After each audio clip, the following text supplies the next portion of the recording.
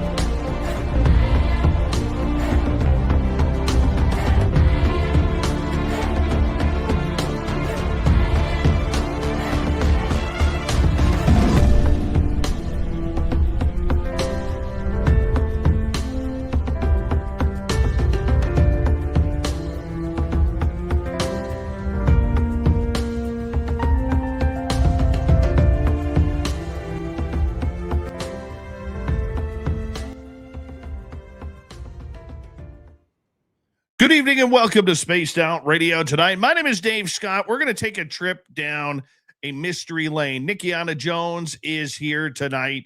You can find her YouTube channel, Nikkiana Jones. Make sure you hit subscribe on that. You have to. I did. And if I did, you have to too. It's just that easy. We're going to go down a lot of mysterious roads from monoliths to paranormal activity. But first, and sometime tonight, Dirty Filth will be here as well. But first, we have to say hello to each and every one of you. Why? Well, because we like you guys, including Kitty Caddywhack in the gold medal position. Race fan with a silver, Eternity Eternal with a bronze medal tonight. Let us next say hello to, well, T-Bone, my man. How are you? Mel WD-40 is here, lubing us up for tonight's show because you can't talk monoliths without lubing them up. So thank you, Mel, for the lube, the sheen. Don't forget to give yourself a shot as well, okay? Kurt M., how you doing tonight? Thank you for joining us. Necessary Dialogue, thank you for coming on in. Mama Catherine, there's my lady. Mwah! I love you, my dear. I hope you had a great day. I know you're going to enjoy this, so sit back, relax, have a cup of tea, and just let old Davey do the talking. How about that tonight? All right. Bam Skyder, how are you? Les Paul Holland is here. Les Paul Holland will be signing autographs after the show. Light up to the left of the studio, if you don't mind, to the left of the studio. Here we go with Carol Amario, and who is next on our list? It's Stephanie Kenny Blankenship. Jaquetta, how are you? Thank you for coming on in. Thomas Rock, good to have you here. Excuse me about that. And we scroll on down next to the Thelibayan, or Thelibayan. The Thelibayan. Welcome to SOR Chat. Don't forget to hit subscribe or ring that bell. Jeff Steve Garvey is here. He'll hit a home run for you. Jay Truth Seeker, Skip to My Lou, and Tyler 420. Thank you all for coming on in. Luscious Jules, nice to see you as we continue with our roll call here. And who is next? Oh, the computer just jumped. I love it when that happens. Yep, love it when that happens. MPZ2N, welcome to SOR Chat. Or make that United We Stand. How are you? And Warden Dragon. Algaray over on Twitch, 1,755 push-ups in 4 minutes. And he also took a 45-second bathroom break in between those push-ups. So good job tonight, Algaray. You're jacked up. Dr. Bob is here. Dr. Bob will be signing autographs after the show as well. Line up to the right of the studio, if you don't mind, to the right of the studio. On X, we have East Coast Turnaround. 88 Dragon, how you doing? Nice to see you as we continue on with our roll call. There's Trucker Andrew and Signs of Life. Thank you for joining us.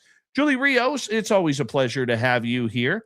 And Operation Shutdown, thank you for coming on in. Free Your Mind, how are you tonight? How's your blue hair? Give us an update. All right, and let's get the radio side going. Hi there, Karen in the Woo Train. I'll give you a little hat tip for that. All right, there we go. Hold on.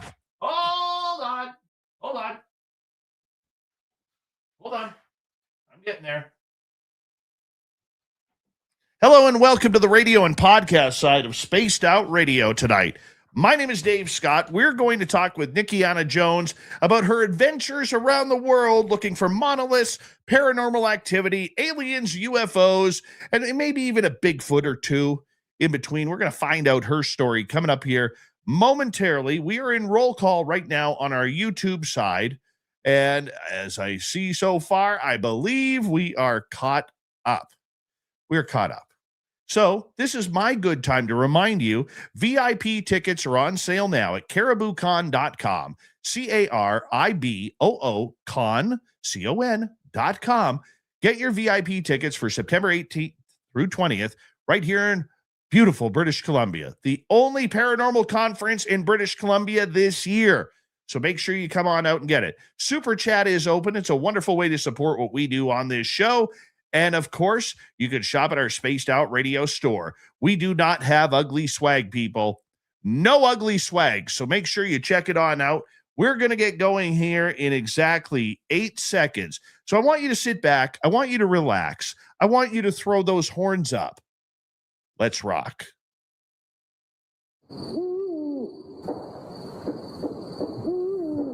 Are you ready to hear your mystic voice of the night? It's time to wake up. He's here. Shush. Be quiet. He's ready for you to listen.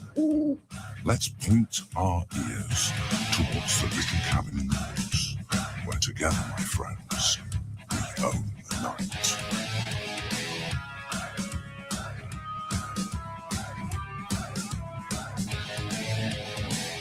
It's time for Spaced Out Radio with Dave Scott. From the mountains of central British Columbia to you listening around the world, this, my friends, is Spaced Out Radio. I am your host, Dave Scott, sitting in the captain's chair of SOR headquarters. We welcome you to tonight's show on our terrestrial affiliates around North America, digitally on every major podcast network. Our website, spacedoutradio.com. We have a plethora of features for you. Rock out to Bumblefoot, read the news wire, check out our swag as well. You can follow us on X at Spaced Out Radio, Instagram at Spaced Out Radio Show, and on Patreon in the Space Travelers Club. Tonight's show is brought to you by Chive Charities. Help make the world 10% happier by visiting Chive Charities today. You can find them on our website.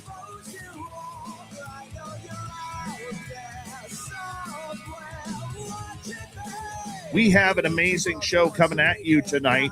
Monoliths, paranormal, supernatural events.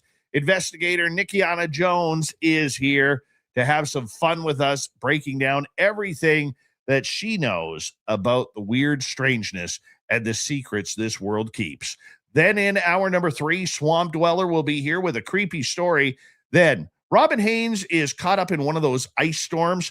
So Christian McLeod, the American cryptid, will come in for the Q&A tonight. So be prepared. It's going to be an amazing, amazing show right around the corner. Nikkiana Jones is the host of Exploring the Fringe, formerly known as the Living Extraordinary podcast. A self-proclaimed truth seeker, Nikkiana challenges the current paradigm and invites listeners to add fuel to that ever-burning question. What is all of this? I love that. Love it. Through open-minded discussion and curiosity-driven exploration, she creates a space where unconventional ideas are examined without fear or ridicule.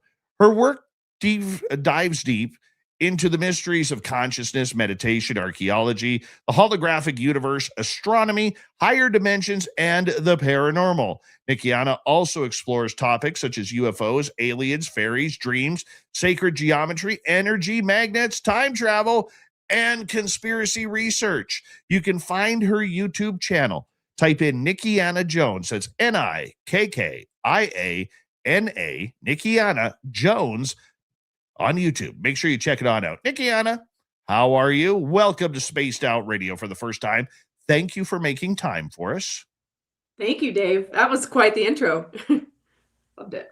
I'm that guy. I am that guy who wants to make my guests look good. And that way you can slide on in here and just tell us all about you. What is the curiosity that drives you? Well, I think I basically started my YouTube channel after I had went to Peru on a yoga trip, and I I went, the standard Machu Picchu, all that stuff, and all that was interesting, and I loved it.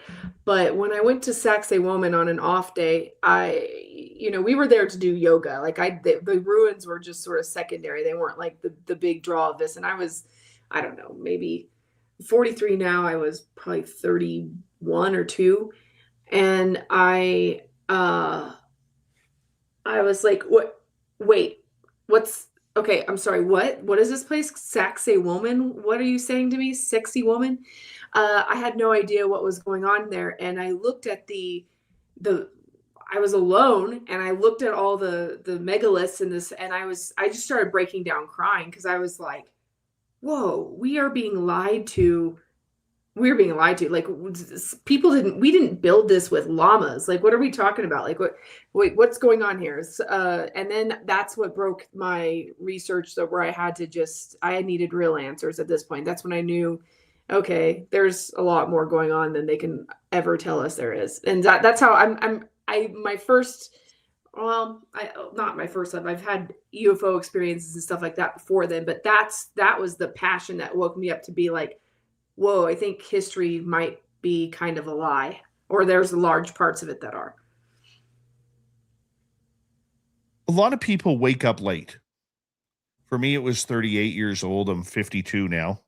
For you, I mean, it happened in your early 30s as well, where you woke up. How did you feel after you awoken to this new paradigm of what you called a new reality to yourself? It's not a great feeling when it first happens, because then you go down, you can go all the way down the rabbit hole into like, what are they telling the truth about, and then it's not just like, what are they lying about, but what are they telling the truth about? And then it's kind of isolating, because if you tell some people, and they literally look at you like you have frogs coming out of your mouth. So it really restructures your whole reality, because you have to get basically different friends and I don't know, your whole life changes. So it's actually really uncomfortable at first, but I would never go back, honestly. What did you learn about yourself? Because so many people are afraid to go down the deep dive rabbit hole to find out if there is anything there. I mean, you seem like somebody who has been able to keep reality with this new information. A lot of people can't. When they deep dive, they go right off the tipping edge, like flat Earth jumping off the edge into outer space. Okay. Whereas you seem to have a real grasp on the knowledge, including, reality as well. How has that worked for you? How did you do it? I mean, like, that's the thing, is like, I'm not sure that my sense of reality would be that normal to, my doctor sister or somebody, I don't know. But like, a lot of people would think that that I don't have a good grasp on reality. But for me, I think that we really have to go back to first principles all the time and look at everything. Like, I have a minor in geology, and like my master's degree is in art history. So like I have a, I like came to this from a very normie, like, sort of, arena.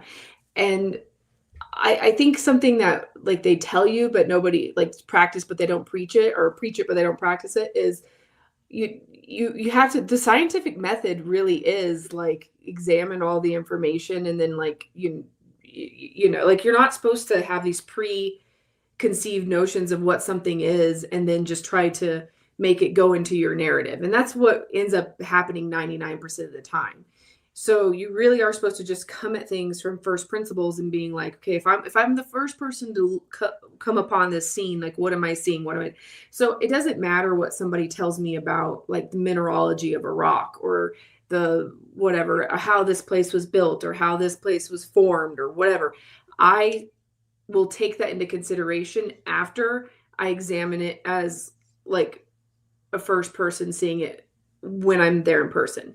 So like, so for example, if I go to some ruins, I will just get my first impressions on like, okay, well, what is this? What is it? What's with this stone? Like, why is it damaged in this way? Why is it damaged that way? How much do I think that thing weighs? How hard would that be to build? Like, who would have built this? Why would they have built it? I go through all these things in my head before I ever consider what I already know about the thing.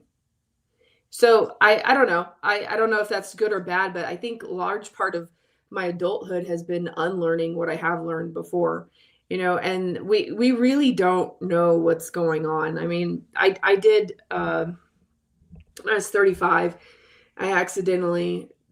my first time doing mushrooms, I did 15 grams, which was like a heroic dose. It was like crazy amounts. Like I didn't even know it was that much at the time that I was doing, because they gave me a bag and then they were going around and I just ate the whole bag. I didn't realize that the whole bag was for the whole week we were there, not just for that one sitting. So anyway, I had like a crazy ego death where I like left my body, and it took me like a week to integrate, and I completely quote unquote left the realm. So it was a long time reintegrating that and coming back from that. Actually, it took me at least a couple of weeks to come back from that. But then I don't know, I just got uncomfortable with not knowing and uncomfortable with the mystery of everything, because but I think we have this tendency as humans, I've noticed, where we do want explanations for everything. And even I still am always trying to come up with alternative explanations for things. But we just have to have the humility that just because you want that, or just because you have that desire to have everything explained, it doesn't necessarily mean that we have all the puzzle pieces available to even get the full picture. So that's something I kind of have to always remind myself of. The journey that you have put yourself on is one that is time consuming. It is very mentally challenging. Why do you feel that this is your mission? This is your mantra in life, to bring this knowledge out? Because I don't see you and I mean this as a compliment. I see you as a truth seeker, not a truth seeker, pardon me, because I think there's a big difference between a truth seeker and a seeker of truth. Mhm. Okay. I see you as a seeker of truth. I see you as somebody who is using knowledge and education in the subject to try and piece together these mysteries, rather than coming out and being very vocal. Like, I'll use as an example the flat earth people. They are very vocal about it. You ask them for evidence and you could talk to them about it, but they seem to get, they answer with insults, kind of thing. A lot of truth seekers do that. You are a seeker of truth. You're a seeker of knowledge. How have you been able to control your emotions as you go down this path into the unknown? Well, I mean, because that's the thing is like, I'm not even a hater of flat Earth people, because like I don't necessarily think the world's flat, but there's something going on with space that they lied to us about, and I think it is weird that we haven't been back to the moon in 53 years. That's weird. So do I. I just think there's things that you need to examine it from. And I don't get emotional about it in like a chart. Yet the ad hominem where people just insult things. Like, it's super funny, because even in the ancient history thing, they'll be like, well, that's geopolymer. Like, somebody made the Peruvian stones, that's geopolymer. And then they're like, no, there's a quarry where it came from. And then they just sit there and call each other names and stuff. And I'm like, either one of those things is the bigger picture. The bigger picture is, who built these? Why did they build these? And why are there global hallmarks on all the megaliths?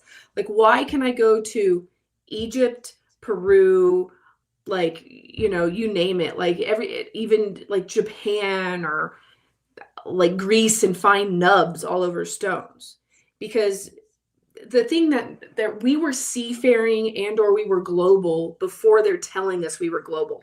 And there are actually features that are on these ancient megaliths and these ancient ruin sites that they have stylistic differences, but they actually have some structural things that are the same, cross-cultural. Like, thousands of years ago, when we're not even supposed to have been doing that. So that's like number one, like basic, we got to have that answered. And fighting about like the nuances of the way in which it was done or this or that doesn't even solve the problem of like, why is this kept from us this way? Like, why not just be like, yeah, okay, we've been able to sell across. I mean, like, why? I don't understand why they would have to be, you know, hiding this stuff the way they do. And then people will say like, oh, well, it's because they hide giants because they don't want the Bible to be true, or they hide this. I'm like, I think it's all way deeper and weirder than anything surface level that people can think of like that. Because I mean, we're really talking about like some like there may have been a different kind of intelligence on this planet that wasn't even us. Like the way that megaliths particularly are, like with these polygonal walls are put together, they don't even think the way we think. Like there's not one block that's the same shape. They're all like one-offs that are perfectly puzzle pieced together in this giant puzzle that's matrix, and that they had to think out. We don't do that. Like we do things for efficiency and simplicity. And you know, at one point we did probably do like Corinthian columns or this kind of thing where there was beauty. We had aesthetics in architecture at one point, but which we don't really seem to have so much anymore. But even then, there was like there was a systematicness to it. There was a like a supply or like there was a way where, you know, they had blocks or they had things that go. But some of the older stuff that is the oldest is it makes no sense from a modern perspective on how you would even do it. So that's like awesome. You know, I don't know. I love it. And the fact that also for a lot of people who may be wondering, it is a sense of adventure. It's a sense of travel, of adventure, of you know, you don't even have to really leave your own house if you go. Like a lot of people can't afford to travel to Machu Picchu, or they can't afford to travel to Egypt or wherever. But there are a lot of places that you can even look up and go down the internet highway in order to find a lot of these really cool mysteries. And I know you love the monoliths. What else do you love? Well, I mean, like I've been all over the world myself. Honestly, I've been like India and Japan and Egypt and Peru and all over South America and Central America and Europe and all that. So I'm a flight attendant, so that's my little life hack on like I get free flights, like that's how I do that. So that's what I've kind of like spend my extra time and money on. I also, it's not just, I don't have to just like the monoliths or just like the big ones, even though I really do like those. I really do like ancient places. I really like forests. I really like portal places. I've gone to dig. I mean, one thing I'm kind of a lot of people know about me is I saw a unicorn in real life in Colombia. And Hold on, you got stop right there. You need to tell us that story. Okay. So in 2018, I was going to in 2019, I was going to Egypt. And the month before I went to Egypt, I went to this like Native American like tribal festival. And this guy who was in town from Colombia, he was from the Amazon in Colombia. He was like, oh, I have to give you a spell. Except he didn't speak English, he only speaks Spanish. But his translator, who is my friend, kept on saying, he wants to give you this spell. He wants to give you this spell. He wants to give you this spell. And I was like, okay, fine. Eventually I was like, all right, Sarata, what's your spell? Okay, whatever. And then he gives me the spell and he tells me this will open portals. Okay. And you need to know it. And I was like, all right, whatever. And then I just kind of like brushed it off. His whole story was about how there's this Atlantean portal in Colombia in this like town. There's these mountain ranges called Manoa. And he wrote a book about it, but it was only in Spanish. And anyway, so I listened to this story. I thought it was fascinating, but I also didn't really believe it one way or the other. So then I go to Egypt, and on the last day of my Egypt tour, I find myself alone in the king's chamber. And I was like, oh, I didn't know I was going to get to be alone in the King's Chamber like any time in my life. That wasn't on the agenda. That wasn't part of the tour. It just happened to be no guards were in there, no other tourists, like nobody. I was just alone in there. So I was like, what should I do? So I jumped into the coffin/box thing. And it's not necessarily a coffin because there wasn't really anything. There's not anything on it. It's just a box. So I jump into the box and then I was like, well, I don't really want to meditate because I don't want to close my eyes because I don't know how long I get to be alone in here. So then I was like, okay, I'm just going to, I know what, I'll say that spell that Amazon guy gave me.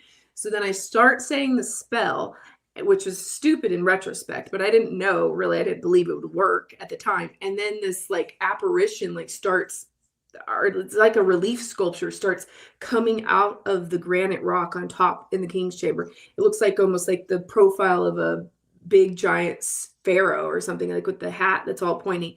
And then it started working. So I freaked out and I was like, I don't want, no, never mind. I don't know what I'm doing. I'm like trying to say the thing backwards. I can't get the thing to go backwards. And then finally some people start walking in and it kind of turns to smoke. So then I was like, oh my God, what is the pyramid? Like, what is this? Like, this is really weird. Okay. I have to call that Amazon guy and like go see his little, Atlantean portal thing that he has. Like he knew of a breakaway civilization that existed in Colombia. Right. So he, so anyway, so I go there and, long story short, I did not get into the breakaway civilization, but one of the last days that we were out in the middle, and I'm talking like, we had to have like backpacks on our head and swim through the Amazon. Like, I don't think I would ever do this again, even though it was really special. And I saw a unicorn and all that stuff. Like it was beyond my level of camping. And we get finally the last day, like there's no, so people are like, why didn't you take a picture? Blah, blah. Our cell phones were dead like a week before that. Like there's no plugs. Like we're in the middle of nowhere. Like there's snakes and there's critters. There's everything. It was like I didn't even get to wear mascara for a week. It was horrible. Oh my God! I tell you what. Anyway, how are we gonna live? No mascara. So I'm walking back to our tent, and there's 5 of us. I'm trailing. I'm the end of the 5 of us. The first 2 guys take off running, and then I don't know why they're running. And then all of a sudden something pushes my shoulder and I look over and it's like, and it's a unicorn just standing right there. It's like this white horse and it has a horn on its head. And the other 2 boys stop with me and the 3 of us are just sitting there looking at it. And then one of them goes like, that horse has a horn. And I'm like, yeah, it does. It has a horn. And then the other one's like, okay, I'm just going to say it. It's a unicorn. And I was like, it does appear to be a horse with a horn. I mean, yeah, it looks like a unicorn. And it just sits there, eats grass in front of us for like 15 minutes and slowly walks away. But we were debating, like, should we touch it? Should we not touch it? And I was like, well, according to Harry Potter and like legend, you can't touch the unicorns. You're not supposed to touch it. But then the guy's like, well, why did it touch you? And I was like, I don't know, but I don't think you can touch it. Like, and then so we just sat there and it didn't have a spiral horn. Its horn was just straight. It was like kind of like how a cow horn is. And it was longer than its ears, but it was, like a foot or less. It wasn't one of those like giant pictures how they have them where they're like 2 feet tall and there's like narwhal things or whatever. It wasn't as big as that, but it was white, healthy horse that had a horn from its third eye area protruding out of its forehead. So I don't know. I mean, and it wasn't like a ghost or like a, fake. I mean, it was a real tangible thing. So I don't know. That happened though. That is so weird. So weird. I mean, how long was that unicorn with you? I mean, it was with us for like 20 minutes, maybe, or between 10 and I don't really know how much time, but enough that like it didn't run away from us or anything.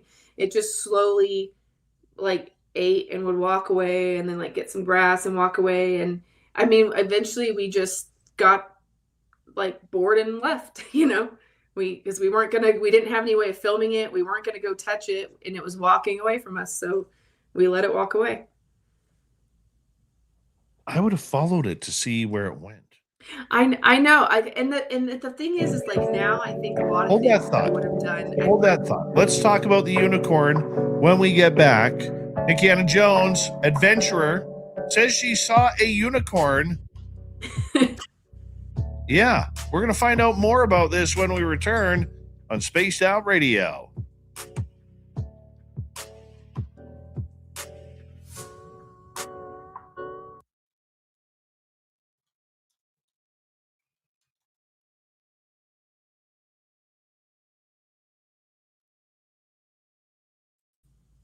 All right, we are clear. Good All right. time. Hello, Dirty. Hello, Dave. Hello, Dirty. Hi, Nikkiana. How's your night going? Good. I like your watercolor. It's looking awesome. Thanks. It's a disclosure cartoon, so you'll have to wait to the end to see what it looks like. You only got 35 minutes to finish it. Oh, I think I could probably do that. The cats are out of control, Dave. That gremlin, I tell you. Yes. Yes, indeed. But he can't help because he's orange. Oh, there he goes. Woo poo, Derek. How are you?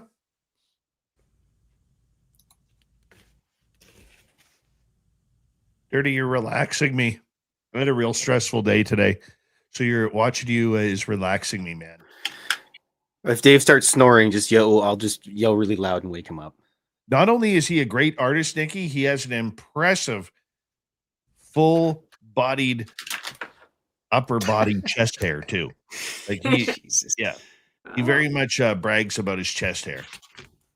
I don't know what's better, his chest hair or his art. I've been mesmerized by his paintings the entire time we've been talking. I've been like, oh. Yeah, he's filthy's amazing. It's a He is magic amazing. spell, Dave. He hates compliments though. He does. And he pronounces the word foyer wrong. Foyer? It's not foyer.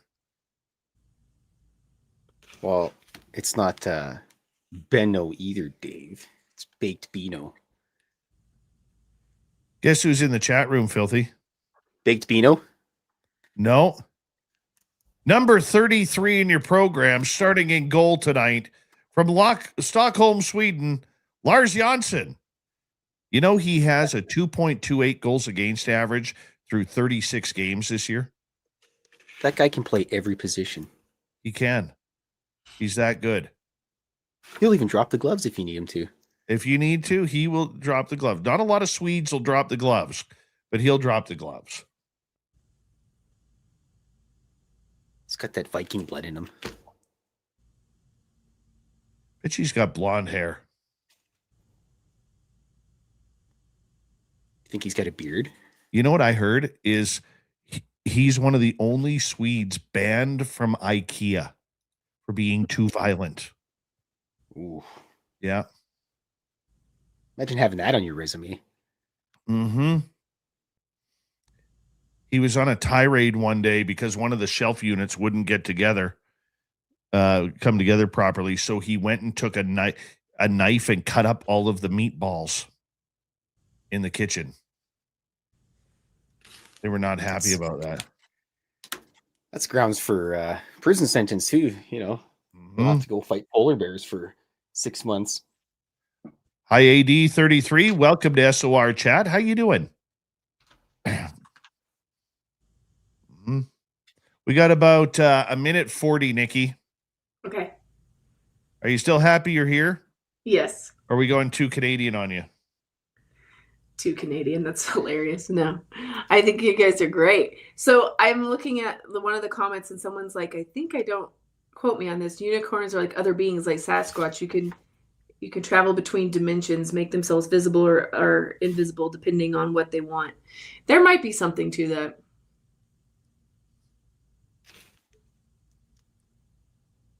You guys saw a so fox many one people. time.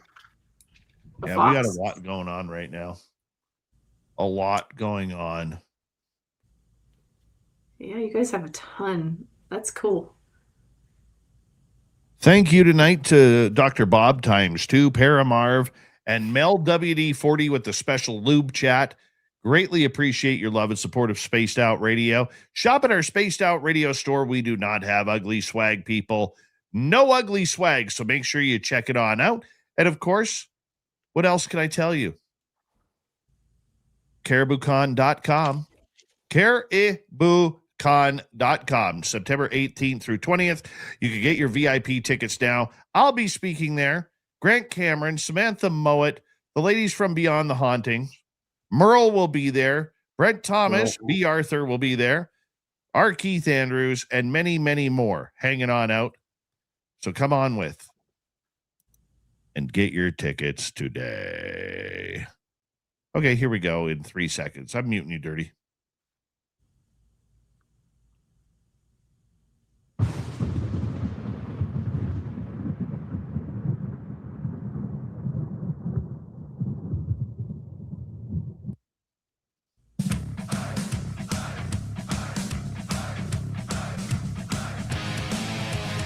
We are into the second half hour of Spaced Out Radio. Thank you for joining us. My name is Dave Scott. We appreciate you tuning us on in wherever you are in this beautiful planet we call Earth. Hey, we want to remind all of you that if you miss portions of this show or others, you can always check out our free archives on YouTube or any major podcast network. Our website, spacedoutradio.com. We have a plethora of features for you. Rock out to Bumblefoot, read the news wire. Check out our swag as well. You can follow us on X at Spaced Out Radio, Instagram at Spaced Out Radio Show, and on Patreon in the Space Travelers Club. Here we go. Nikkiana Jones is here, and she has a great self-named YouTube channel, Nikkiana Jones. Yep. There she gets into all sorts of exploration of the fringe. Okay, whether it's monoliths, whether it's paranormal, UFOs, time travel, everything in between, she is on it. We're glad to have you here, Nikki. Thank you for joining us. Thank you for having me. We were talking about the unicorn right before. You had an encounter with a real-life unicorn. Pardon me for asking you this again. Where did this happen? In Colombia, which is why I'm really interested in the Boogosphere now, because it was actually not that far from where the Boogosphere was found. So now I'm kind of going like, all right, well, maybe that really is from this like portal or this, what do you call it? Atlantis breakaway civilization hideout thing. So that's why I'm a little bit interested in that. Do you believe then that this encounter was by chance, or do you believe that it was something that was, phenomenally set up for you? It's interesting because my husband thinks it's phenomenally set up for me, and then part of me is just like, I think it's from it's because of where I was. I just right place, right time. But then, it is kind of interesting because I didn't even realize that there was like an energy signature with this unicorn. But then when I was in Peru last year, I was near, what is that place called? Temple of the Moon or whatever at night. And I felt like this weird sensation.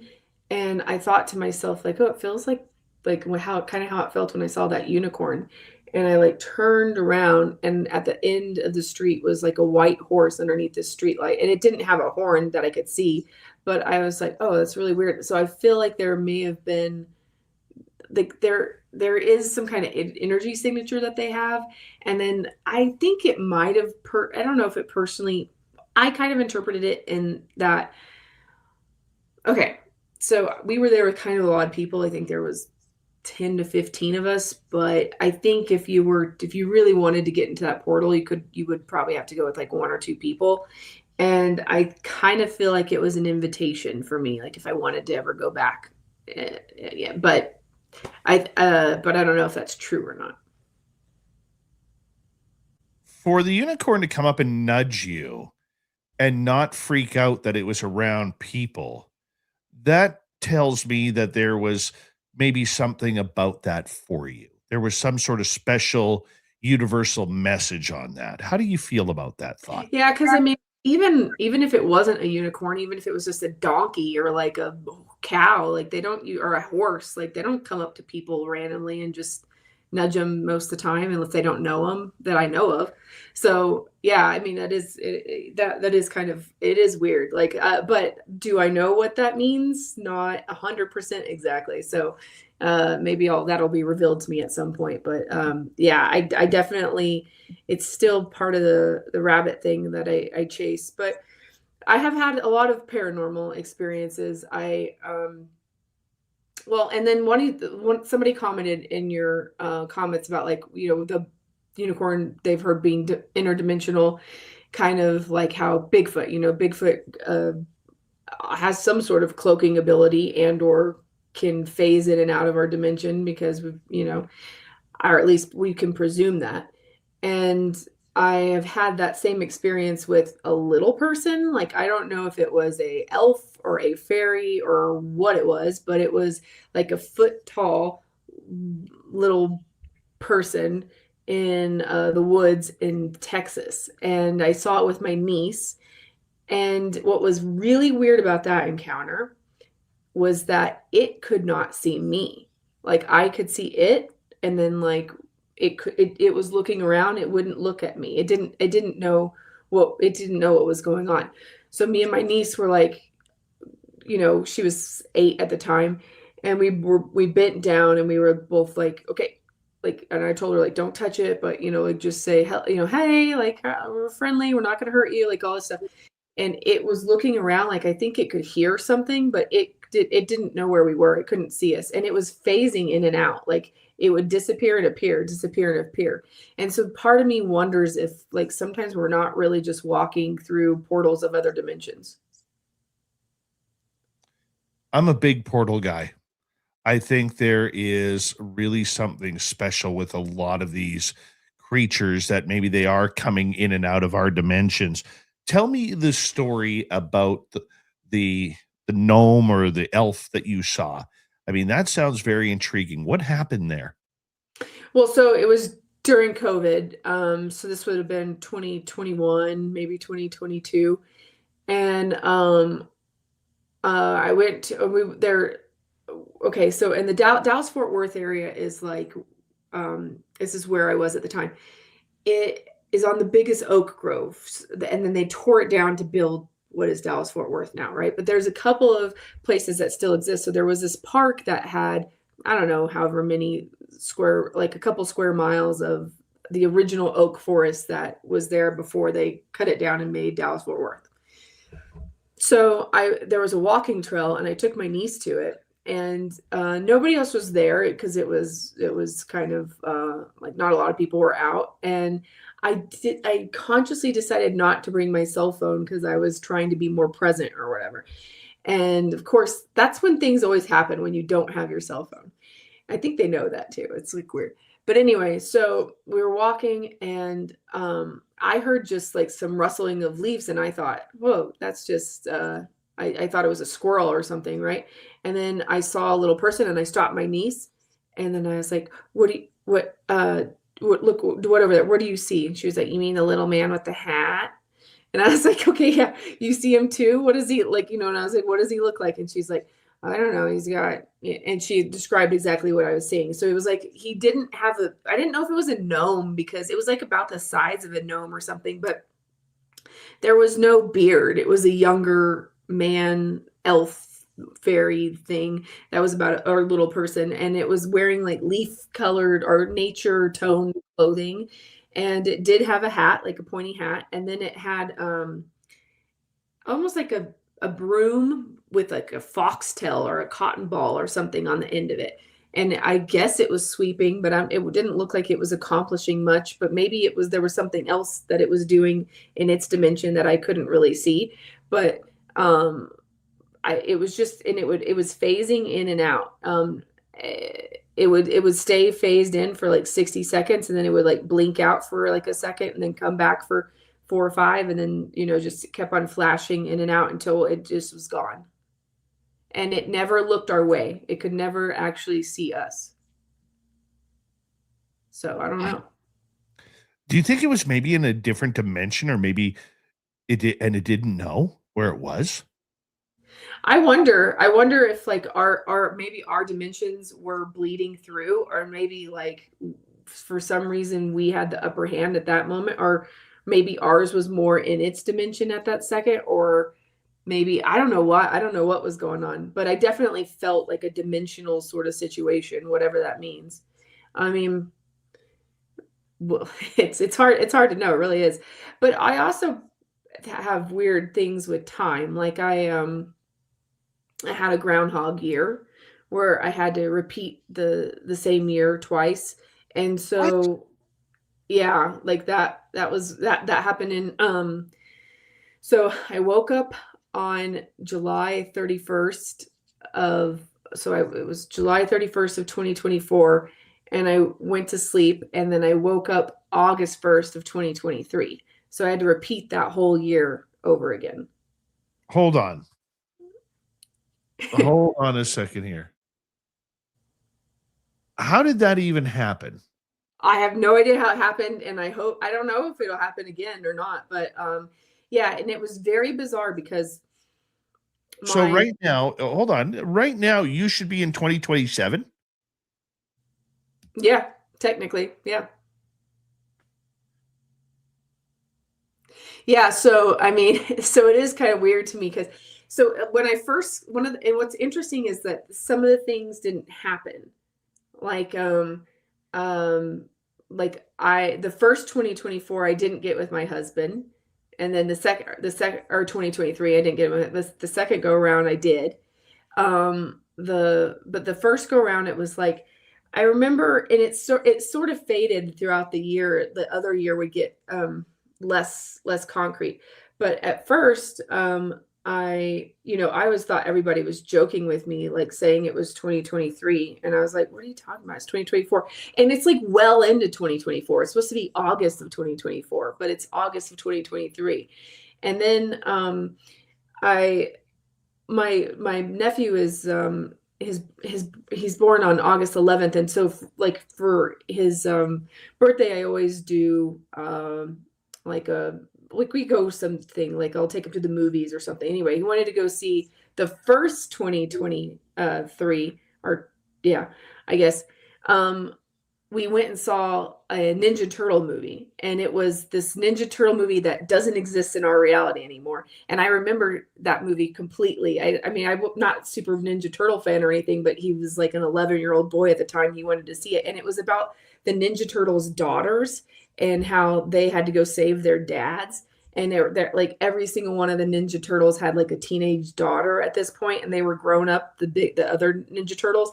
That movie doesn't exist. That's not even a real movie. But I went to the movie theaters and saw it and had a whole experience of that, and that's not even there anymore. So I don't know what that means or why that happened, but I just know that I had a 30-minute deja vu after seeing an eclipse in Chile, or when was that, in 2018, and so that was very uncomfortable. Like it felt like I was in the middle of a flip that would not end. It was just, I knew everything that was going to happen for like the next 5, or well, I don't know. Like I mean, it was like looking in a hall of mirrors. So being in that time space was very trippy and hard. And the friend I was with, we were in this town, like trying to go see the sunset, and she was like, okay, Nikki, stop saying that, because I kept on saying this, like my deja vu is not ending, and like I was like freaking out. And she's like, okay, well tell me how it ends then, like how does it end? And I was like, so I just calmed down for a minute, and I like looked through the hall of mirrors, and I was like, we're gonna find a patio, or like an overview area, and there's going to be a gate, and there's going to be stairways that go down, and you'll see these little kid shoes at the bottom of this stairwell. That's how it ends. And then she was like, okay, well that's crazy. If that happens, then whatever. And I gotta go back to this whole you're missing a year thing. Okay. It's tripping me out, not gonna lie. Okay, it's really tripping me out. I've had time skip on me twice, and it's a weird experience. And the funny part about it is It happened way before I was into all of this, and it happened at the exact same intersection in Vancouver, once heading west, once heading east, where I watched the green light turn green, and I go to start my vehicle in through the intersection, and all of a sudden I hear horns at me because it's a red light. Had that twice. It's a weird feeling when that happens. But I cannot imagine, are you sure that your friends just weren't playing tricks on you about the time of year or anything like I that? mean, then Apple and Google and all of social media, you guys are all messing with me at this point. Yeah, no, I don't know. Like, I mean, what was interesting was the second time, July 31st, the second go around, I was scared that I was going to wake up again and it was going to happen again. So I was like, please be August 1st of 2024. Please, like, don't go back to 2023, and it did make me kind of realize, since I had to repeat the year, and I finally had to, after about a month, I had to accept that I was just in 2023. I wasn't in 2024 anymore. And I had to, but it's kind of interesting because I knew, like, the election results. I knew that kind of stuff. I knew all that because I already lived through that. And then I had to go through that again. And then,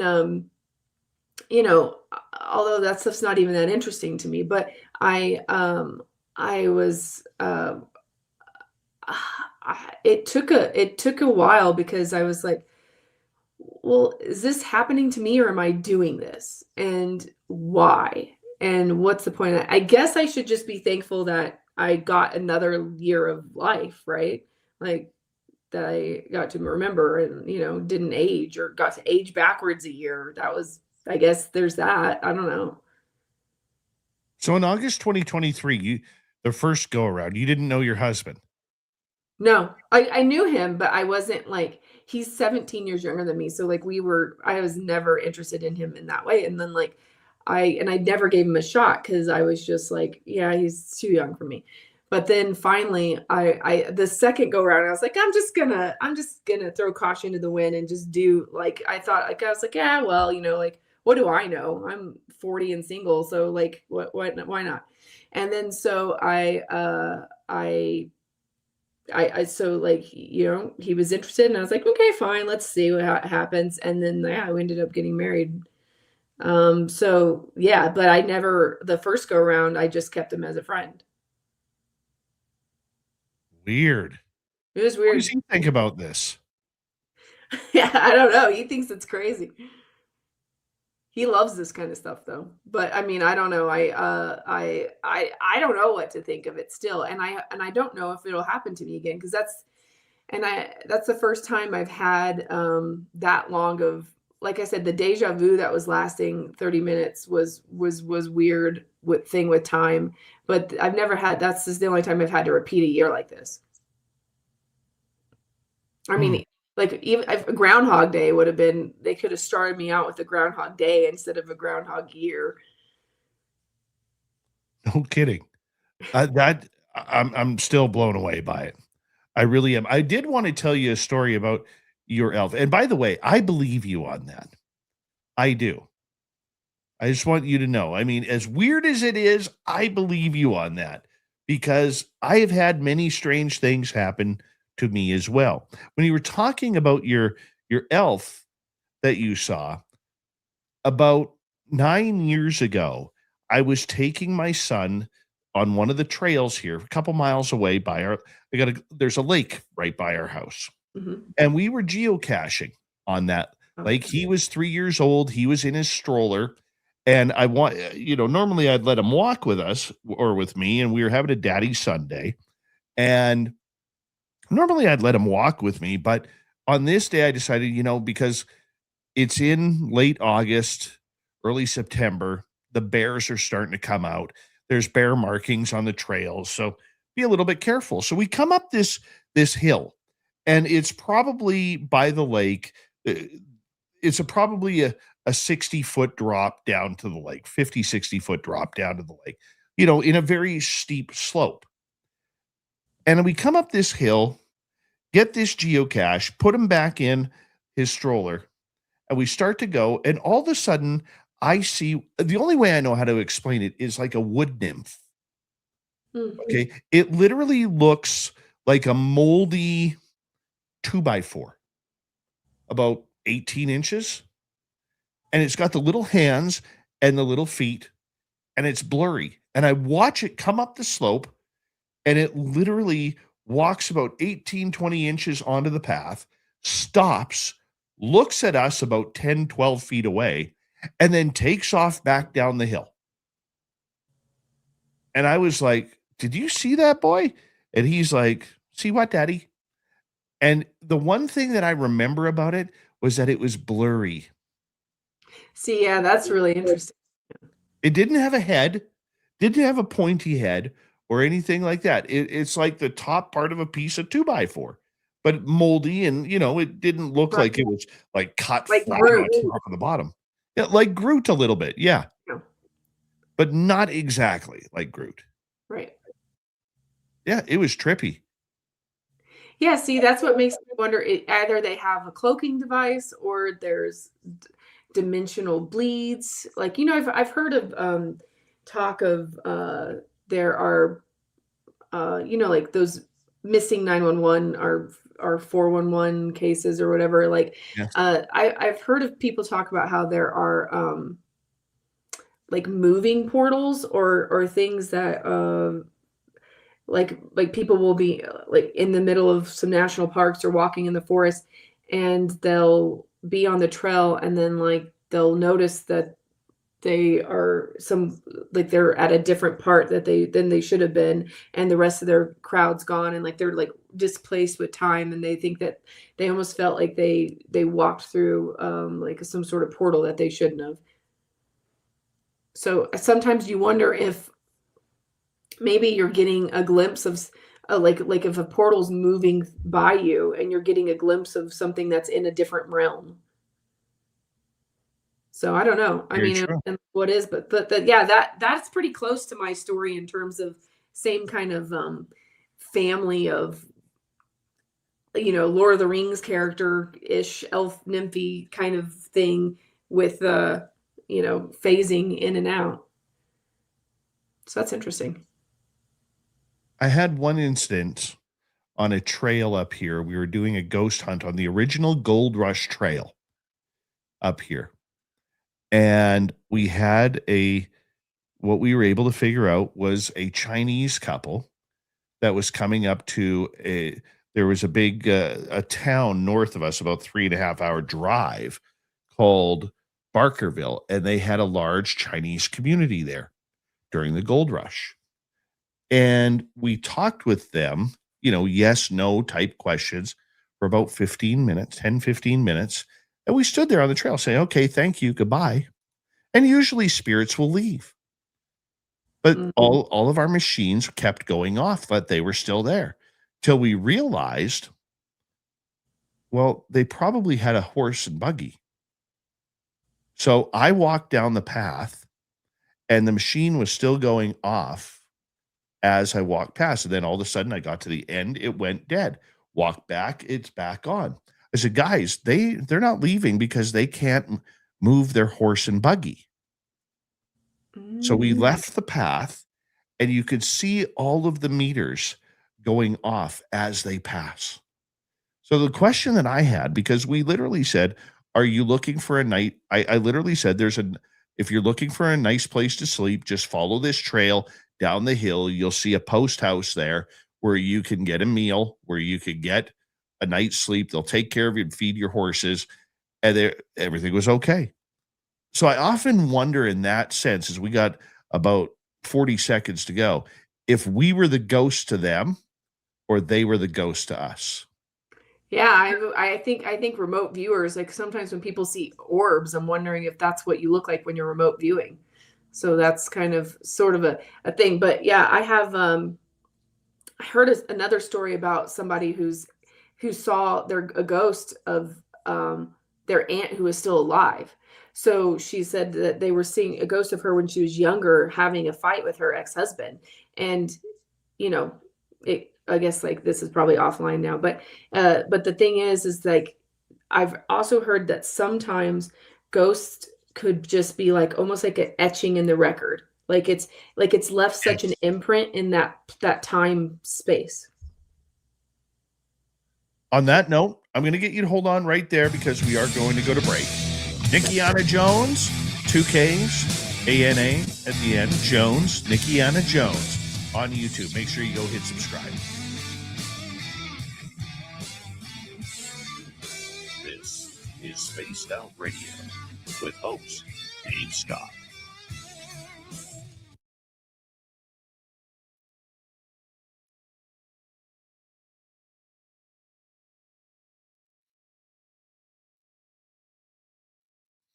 All right, Nick, we have about 5.5 minutes. We're going to turn things over to the dirty one here. So that way he can talk about his art. And there's the end of it. Ooh, yes. How did that happen so quickly? It's my secret ability there, dude. My secret powers. Actually, my superpower is being able to go places and just make friends with people. So here's the Disclosure Day cartoon. We have an alien. He's like, yes, we're here. And then we have the government official saying, sorry, this will need to go through a classification review. He's like, we traveled from Zeta for this. And then it says, UFO disclosure. Now 100% probably scheduled for the next fiscal year. Maybe. Because that's usually how it works. I had a picture. I drew a picture of Dave's wood gnome. I don't. It's in a stack of paper. It's not accessible at this current time. But actually, you know what? It may be in my. Nope, it's not my second book. I have to put that in my third book. I put out a second book in November, which is it's fun to do, but all the writing is. I'm not a big fan of the writing. I like to do the drawing. That's way more fun. I hope everyone's having a wonderful evening. I have an interesting drawing here of Dave with Bigfoot. This is how Canadians go and get a massage. There's Dave with the Bigfoot. It's like, could you whack my spine a few times with that hockey stick, please? That's hilarious. The olive oil.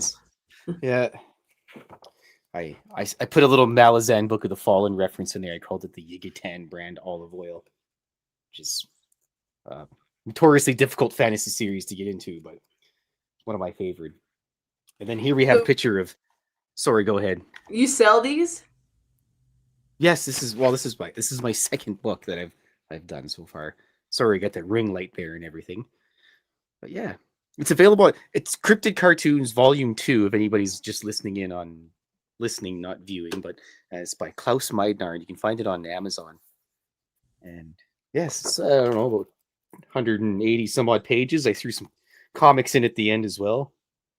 I love how nice. you basically you do the watercolor before you do the ink drawing. Like that's really cool. You would think it would be reversed, so that's awesome. I just find it's a lot easier that when I do the watercolor first, I can add the details after a little more clear, and yeah, and the water doesn't bleed the ink. That's true. I use some really good waterproof ink, but it's still I'm really sloppy with the water, so I have a little bit of difficulties. Well, it turns out perfect, so that's cool. But here, check this out, Nikkiana. I'll show you. I normally don't like to show this stuff to people, but here's some boobies I drew. That's funny. I made a couple Valentine's cards out of them as well. And actually, I did a couple Valentine's drawings for this year as well. Here's my first one. This is a mummy. I'm wrapped up over you. Absolutely terrible. I showed Mrs. Filth and she just shook her head. And then you make my heart sing. Excuse me. With a little chest burster coming out and singing from the alien. Yeah. And then even things that go bump in the night still need something to hold on to tight. And of course, his little ghosties. Oh. But yes, those were I do Valentine's cards and Christmas cards and junk every year, and I just hand them out to all my friends, and anybody that wants one, I usually just mail out a couple. How many do copies you to paint a everybody. day or make a day? I usually do one drawing a day right now. I'm working on a short comic, so I don't have enough time to draw extra ones, but usually on Saturdays, I draw cartoons on Spaced Out Radio on Saturdays at 3 p.m. Mountain Time. And I usually do something kind of random on that one. But a lot of times I'll send that drawing away. I'll randomly choose somebody with a roll of dice. And yes. Anyways, I'm rambling away. Hello, Dave. Hello, Dirty. I'm just going to mute here for a second. Dave's going to mute for a second. He's putting a little boogie into his Kleenex there. I totally was. That's funny. Okay, Nikkiana, you have a wonderful night. Goodbye, Dave. Goodbye, Dirty. Dave. Dirty. All right. Dirty Filth, everybody. Filthy.com is his website. Get his books there. Erica Stover, how are you? Boondock, nice to see you. JSCO, thanks for joining us tonight. Who else jumped in here late? Oh, well, let's take a look.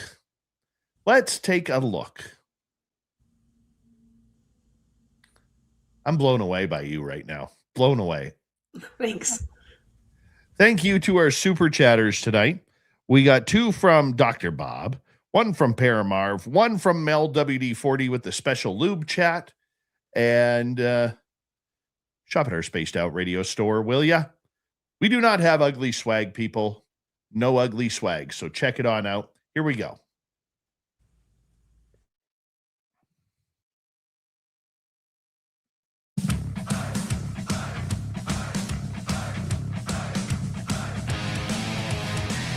Here we go with the second hour of Spaced Out Radio tonight. My name is Dave Scott. Thank you for joining us as we prepare for hour 2 with Nikkiana Jones coming up here momentarily. But first, we want to say hello to all of you listening in on our terrestrial affiliates around North America, digitally on every major podcast network. Our website, spacedoutradio.com, we have a plethora of features for you. Rock out to Bumblefoot, read the news wire, check out our swag as well. Follow us on X at Spaced Out Radio, Instagram at Spaced Out Radio Show, and on Patreon in the Space Travelers Club. The Desert Clam has set the password for tonight in the SOR Space Travelers Club. Clam, I don't know where you came up with this one. Ranny Gazoo. Ranny Gazoo is your password. Use it wisely, Space Travelers, as the Clam sets the password each and every night right here on Spaced Out Radio. She's a researcher. She is a mind bender. She is a YouTuber. And her name is Nikkiana Jones. She is our guest tonight on Spaced Out Radio. We're delving into some really weird and strange stories tonight, from missing time to missing years, time travel, monoliths, paranormal activity. Nikkiana can be found on YouTube, Nikkiana Jones. So make sure you check it on out. Hi, Nikki. Thank you for being here. Thank you for having me again. You're blowing my mind right now. I love the woo. You are filled with woo. You're my type of people. Thank you for that. Yeah, I love the woo too. Like I can try to hide the woo for a little bit, but it follows me, and it's the things I love the most. So yeah. What do you say about the critics out there? Because we all have critics. I have them. You'll have them. You know, where they're like, that didn't happen. You didn't miss a year. You didn't see an elf. You didn't have. Yeah, I mean, all activity. that stuff. People are always very, very critical, but I mean, in the end of the day, it's kind of like boring people don't change the world, and nothing new happens from people who just follow, the flow, go with everything. So, not that I'm trying to necessarily change the world or not, but I mean, I mean, these are just my lived experiences. You can take them or leave them. If you don't like them, then like, okay, cool. Like I definitely have been. That's why you were like earlier, you were like, oh, I feel like you're really grounded in reality. And I'm like, well, let's try to, some people don't think that, because like I've told the unicorn story to people who have been like, yeah, you probably should get a shrink. And I'll be like, okay, cool. I don't know. I think being a YouTuber has made me have a lot thicker skin than I have before, because you just get the weirdest comments like, you know, oh, your face is asymmetrical, or oh, you have why don't you get a dictionary, learn some new words, or so. I mean, you get all this criticism, and you just get to a point where you're like, you just have to slough it off, because in the end of the day, I'm not trying to impress anybody or not. Like, I came into this world alone, and I'll go out of this world alone, and I need to know what's going on. So like, I'm trying to figure it out. I'm trying to figure out the pieces of the puzzle. And I think things happen to me on like a weird level because I am so open, and I am not that judgmental about these things. And I am kind of receptive to not coming to a conclusion of what something is or isn't. So I don't have these predetermined, like, I don't really know how our physics work. I know what people say, how things work, but I don't really know if that's true or not. So I leave room for magic to happen.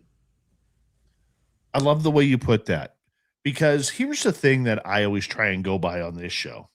I've never stepped in your shoes. I don't know what's happened to you.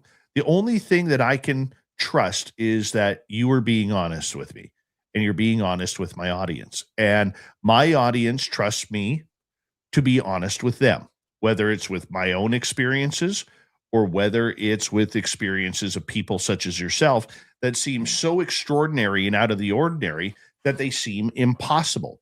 And I think too many people in the critic side just really want to, you know, puff up their internet chest a little bit, because everybody's an internet tough guy, right? Yeah. And it's easier to critique than it is to actually say, well, hey, even though I don't believe it, this is her story. This is what she's gone through. So I can admire what you're saying. And I believe you because you're just so matter of fact about it. When somebody is BSing, and I've done over 1,700 interviews, 1,800 interviews on this show. It's easy to tell when somebody is pulling your leg on their storytelling or what's happened to them. And it's only happened a few times where I've been like, really, like, you're going to pull that on my show. Right. But with you, you're just so matter of fact about it that it happened. It's easy to sit there and say, I think this person's telling the truth. That's what happened in your reality. So good on you for taking the job and just jumping on the internet and saying, hey, I know I'm not the only one. Come talk to me about it. That's great. Well, and that's the thing, is like, I feel like I'm not special. I think a lot of people have had these kinds of experiences, maybe not the exact same ones I have, but other things.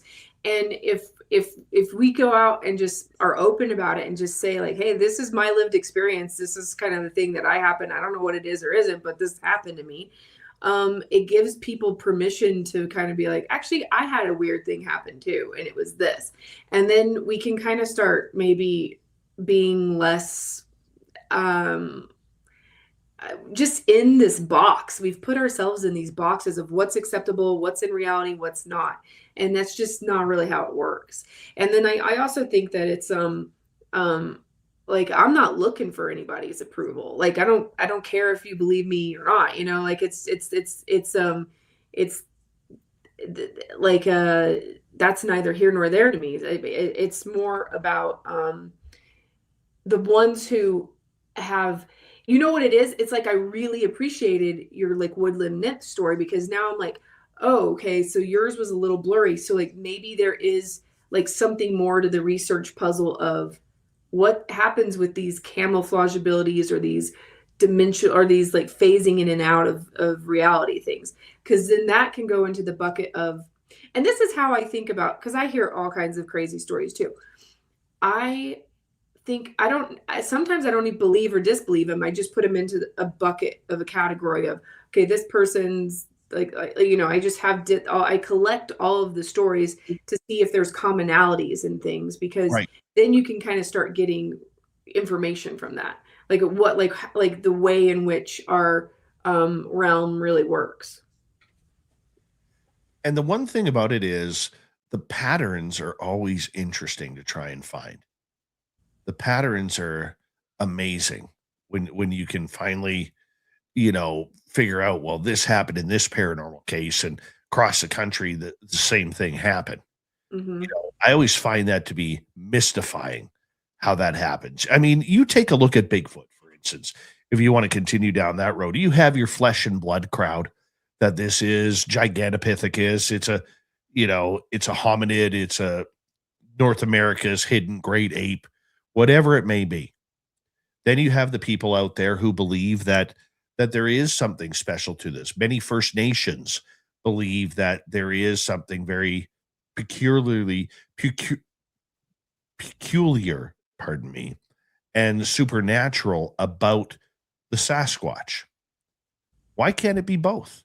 Why do we have to argue? We don't even have a body. Yeah. I've seen 3 of them.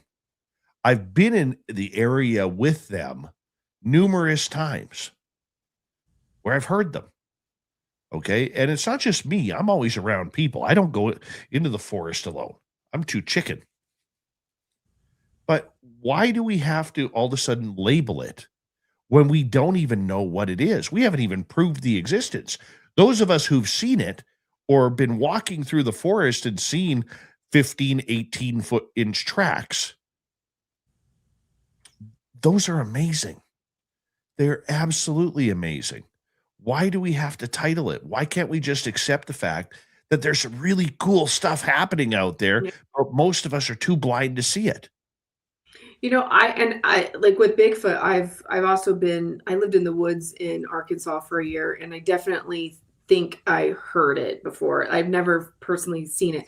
I have had dream contact with Bigfoot before, but then I also have friends who, I have like one friend who wasn't into this kind of stuff at all, and she was in Pennsylvania with 2 boys and another girl. So there were 2 girls and 2 boys, and they were camping, and the boys just took off bolt running, and she didn't know what was happening. And then her friend was pointing behind her, and then started screaming and running, and she said she turned around and she just froze. Like, she couldn't move, she couldn't do anything. She didn't know she was a flight or like a freezer, but she was a freezer. And she said she said, I don't know, it was like a 12-foot tall, like hairy man that smelled horrible.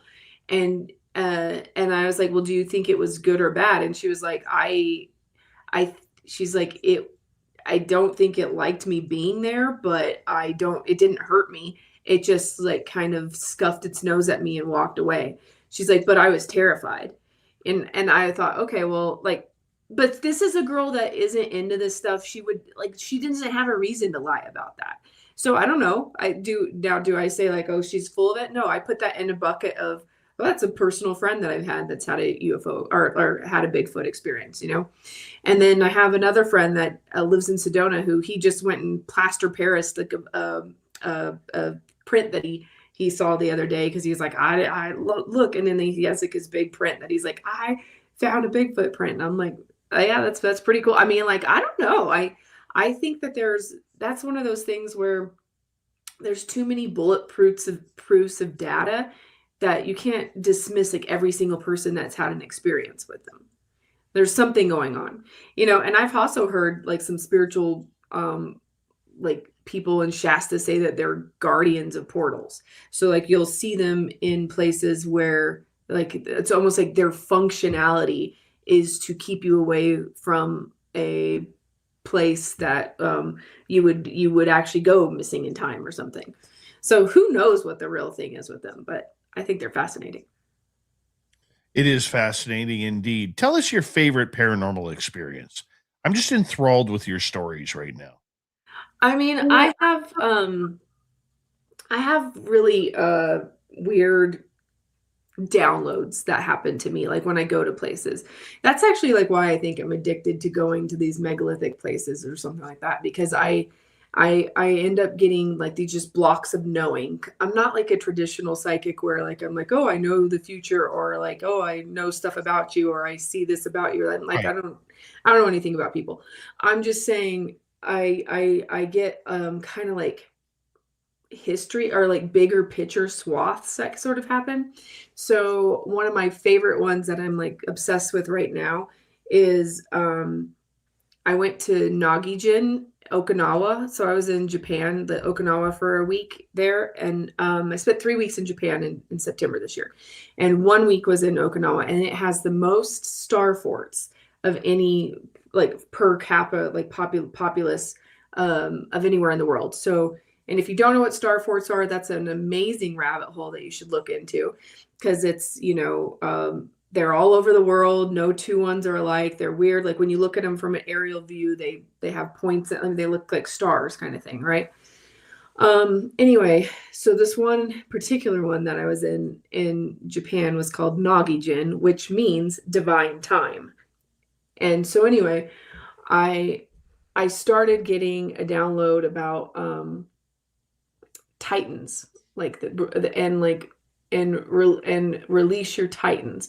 And one of my friends who was with us there is a psychic, and she talks a lot about how like, oh, you have to release your Titans from the moon. And I was kind of like, okay, I don't know 100% how to apply that to myself or what that means for me. But so when I was at this you know, star fort, I started getting like these just swatches of knowing. And then it continued for about a week. And like what I basically like had as a knowing, whether it's true or not, but it's true for me, is that the Titans are innate human abilities. Like, for example, Chronos is time, or Mimosync is memory, Oceanus is flow, like anyway, this kind of thing. The Olympians are like the controlling forces that have repressed our innate human abilities. So I was always kind of fascinated, like with like the Greek mythology of like why were Titans like the parents of the Olympians, and yet they were like imprisoned. They could never really be killed, but they were imprisoned in Tartarus in the Titanomachy War, and then the parts of it just were interesting and didn't really make sense to me. And then so I go to that place and it starts like downloading all this stuff to me about how like basically the human body is a machine that we haven't fully unlocked. I feel like we're in a Boeing 737, but we weren't given a flight lesson or even a manual. So for me now, my new obsession is kind of like, what kind of innate human abilities can we really do that we're being, you know, that we're just always told we can't do. So I've gotten really into those, like that Dahlia lady who does the where she's blindfolded and she starts seeing colors and shapes, and she can like fully read see with a blindfold on. Or there's those people who are able to like move, like, you know, telekinesis, telekinetic, all that kind of stuff. I think there's got to be a 100th monkey effect, that if enough of us really start exploring what the human body is physically able to do, we will start making that to where it's like acceptable and more normal. And again, that'll probably bring back magic to the realm, or, you know, some kind of less boring stuff. Have you ever had an encounter with a poltergeist? Oh yeah, my house was very, very haunted as a kid. Like we had oh my gosh, we had lights turn on and off. We had like I remember one time I was home alone and I was in high school, and I was in the shower, and my radio in my room would like just turned all the way up. And then I thought my little brother had gone in there and done something. So, you know, I get my towel on and I'm like, get out of my room. And then I get in there and no one's in there, and the radio was like all the way up. So I turn it off and I get back in the shower, turns back on. I go to again, it starts doing this. And then now it's starting going through channels. It's starting to like go through the radio or whatever. And then I get out and no one's in there.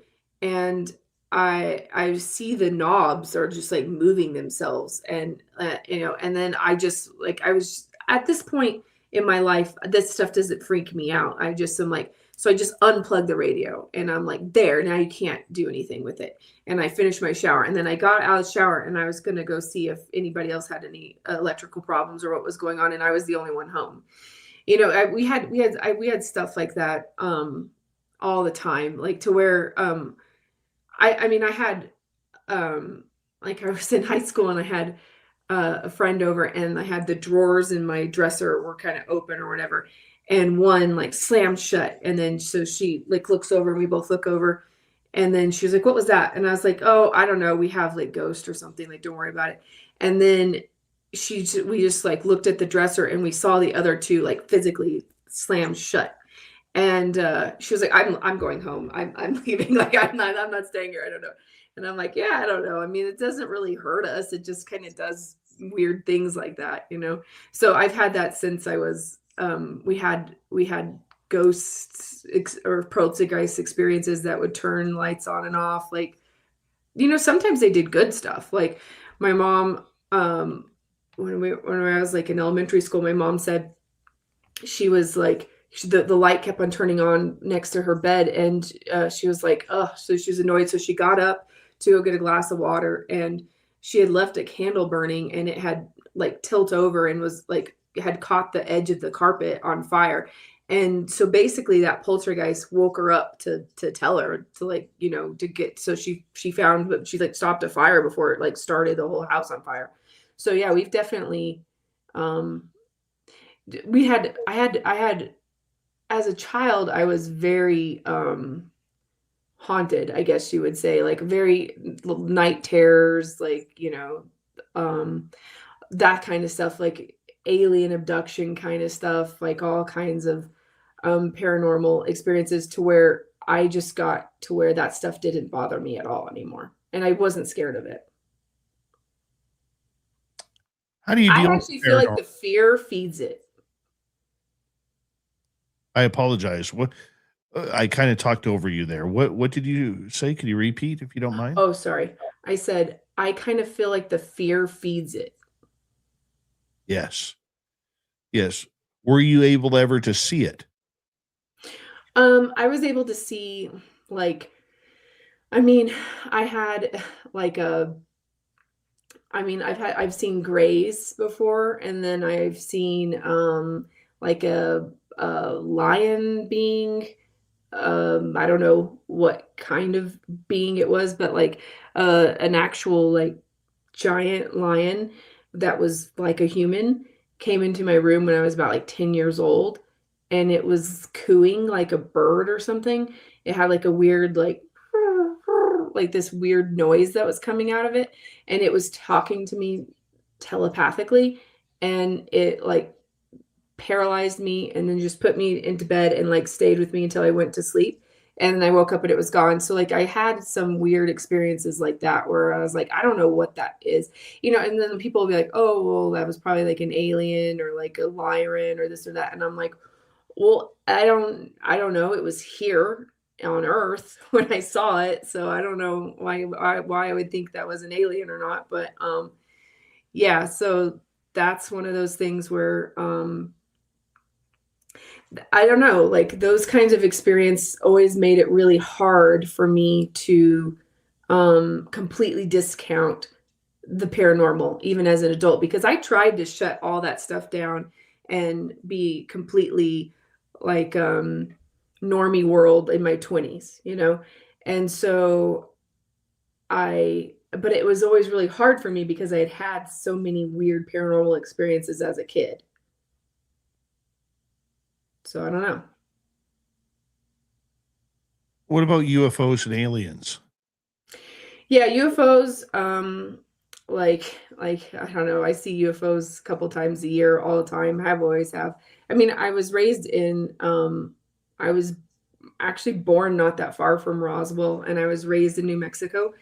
And let's see, like one of my, I don't know, one of my favorite UFO experiences, like I have seen physical craft, and like yes, like I had an experience where when I was like 5, I had like some gray aliens come into the window and they took my cousin, my sister, and my brother. And then when they came to take me, I basically I was awake and I was paralyzed when I would see them coming in and out of the window. And they were like the same size as me, and they had clothes on. They weren't like naked grays. They were just like little ones, and they didn't have big eyes. Like they had kind of slanty eyes, but they did have the big head, the big bald head. But their eyes weren't giant. Their eyes were like more, they were more like slits. Anyway, those were my first memory, and I didn't like those. And I don't remember them abducting me or hurting me in particular. I just know that like I guess they couldn't put me under the same trance that they could my siblings, and so we're going to break. One more half hour with Nikkiana Jones.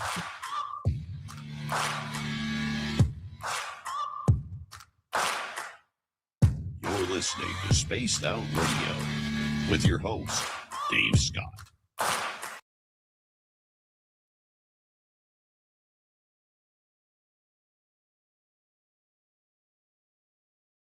Hi, Tim Mothman in your goatee. Hi, what tarnation? How are you? All right, let's bring Nikki back in here.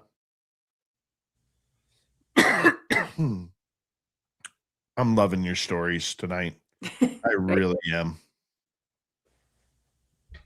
You are a woo master. Yeah, woo master. I wasn't expecting to tell so many woo stories. We're just going with it. We haven't even got to the monoliths yet.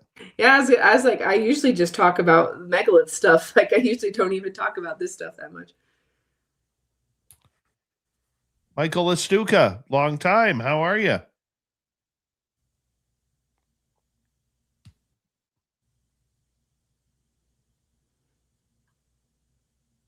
That's good stuff. This is good radio here.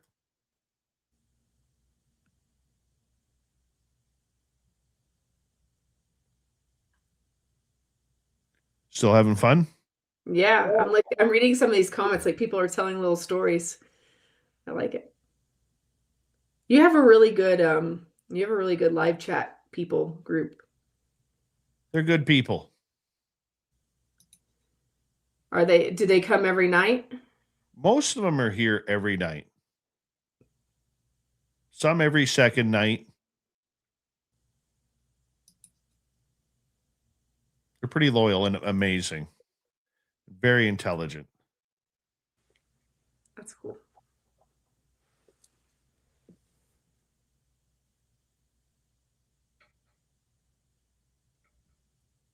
So wait, we're not live right now, right? We're still live on YouTube. We're just not live on the radio right now. So what station does this go out on? This goes out to a number of radio stations. Saga 960 in Ontario, Bellingham, KZAX, KZFX in California and Ridgecrest, the Rattler in Apache Junction, Arizona, station in New Orleans, station in Newnan, Georgia, Utah. Yeah. Few places. Trying to get bigger. Hi, Louise. Bombshell Bomber, how are you?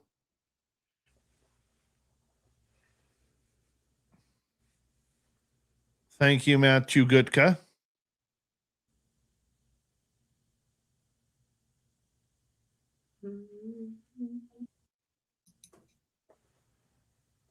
UPRN. UPRN in New Orleans. MJ, how you doing?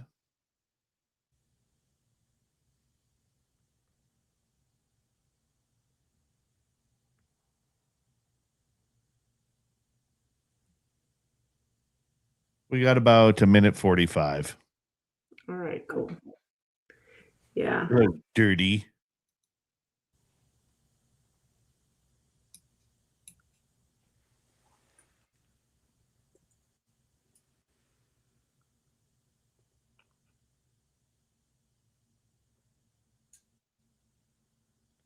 I mean, no main station. I remember Julie. I remember you from Twitter too. That's like one of the girls in your in your Rules? yeah. Yeah. Jules. She's cool. Mr. Pink, what do you mean no main station? Like I broadcast out of my home and then I syndicate to them through the computer. Lurley, welcome to SOR chat. This is not a test. I repeat, this is not a test.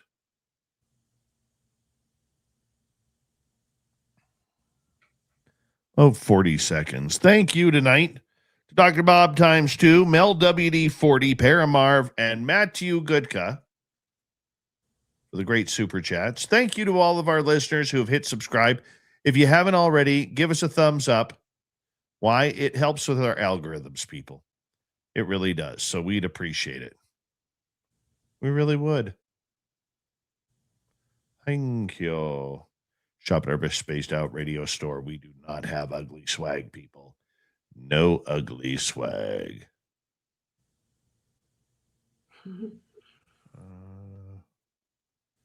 I love the names. Yeah. Okay, here we go.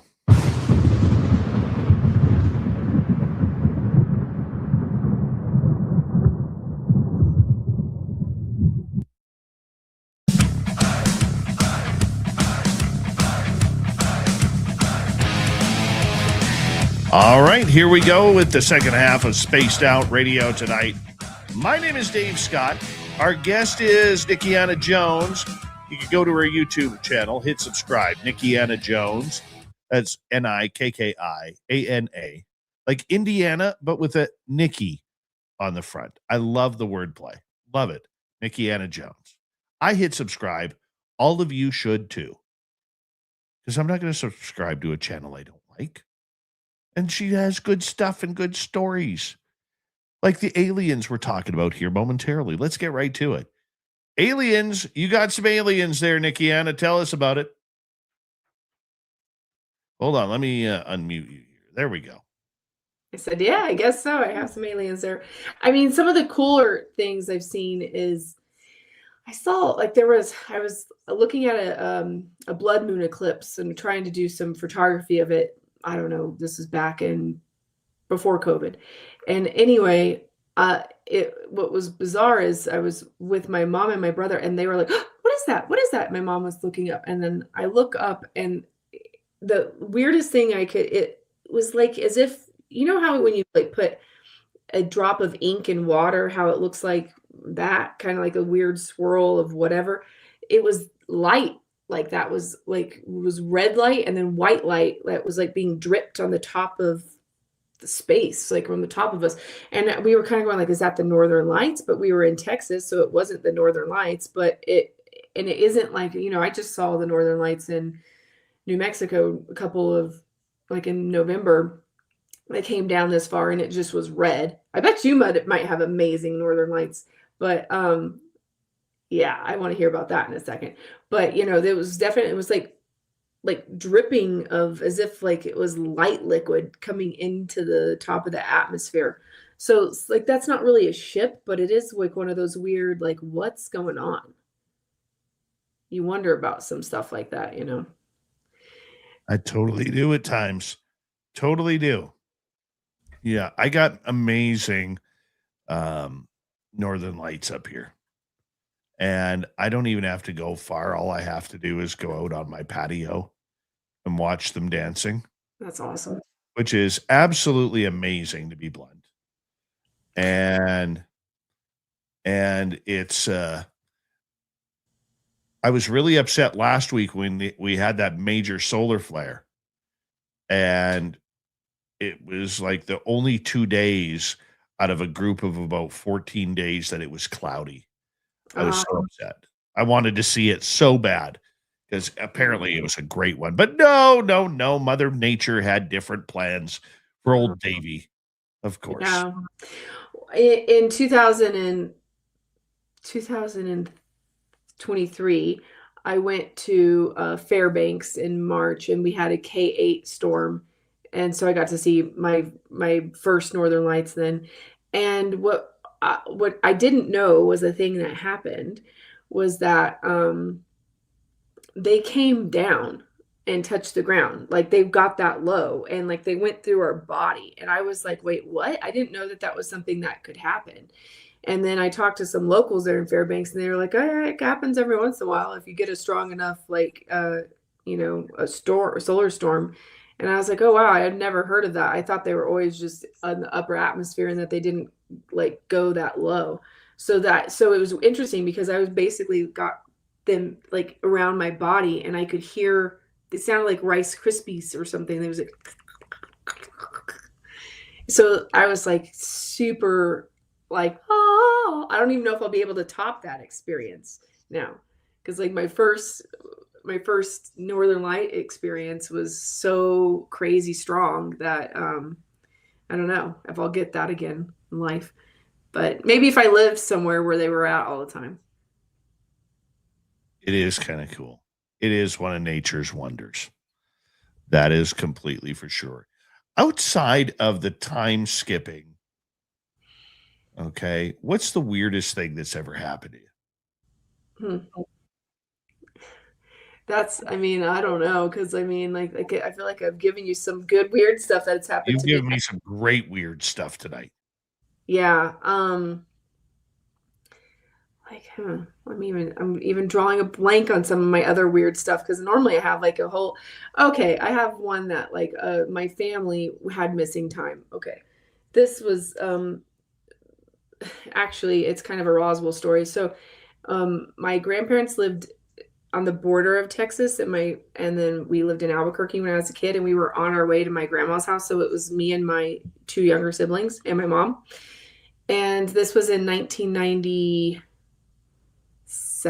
or 1996, one of those two. I was like, think I was 13 or 14 years old.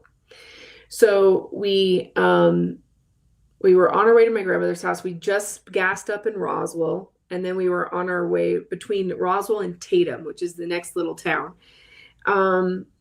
And this like Cadillac was in front of us at about 100 yards. And both my mom's car and the Cadillac's car stopped at the same time. And my mom like screamed. She was like she said the steering wheel was moving, and she like pulled over the side of the road.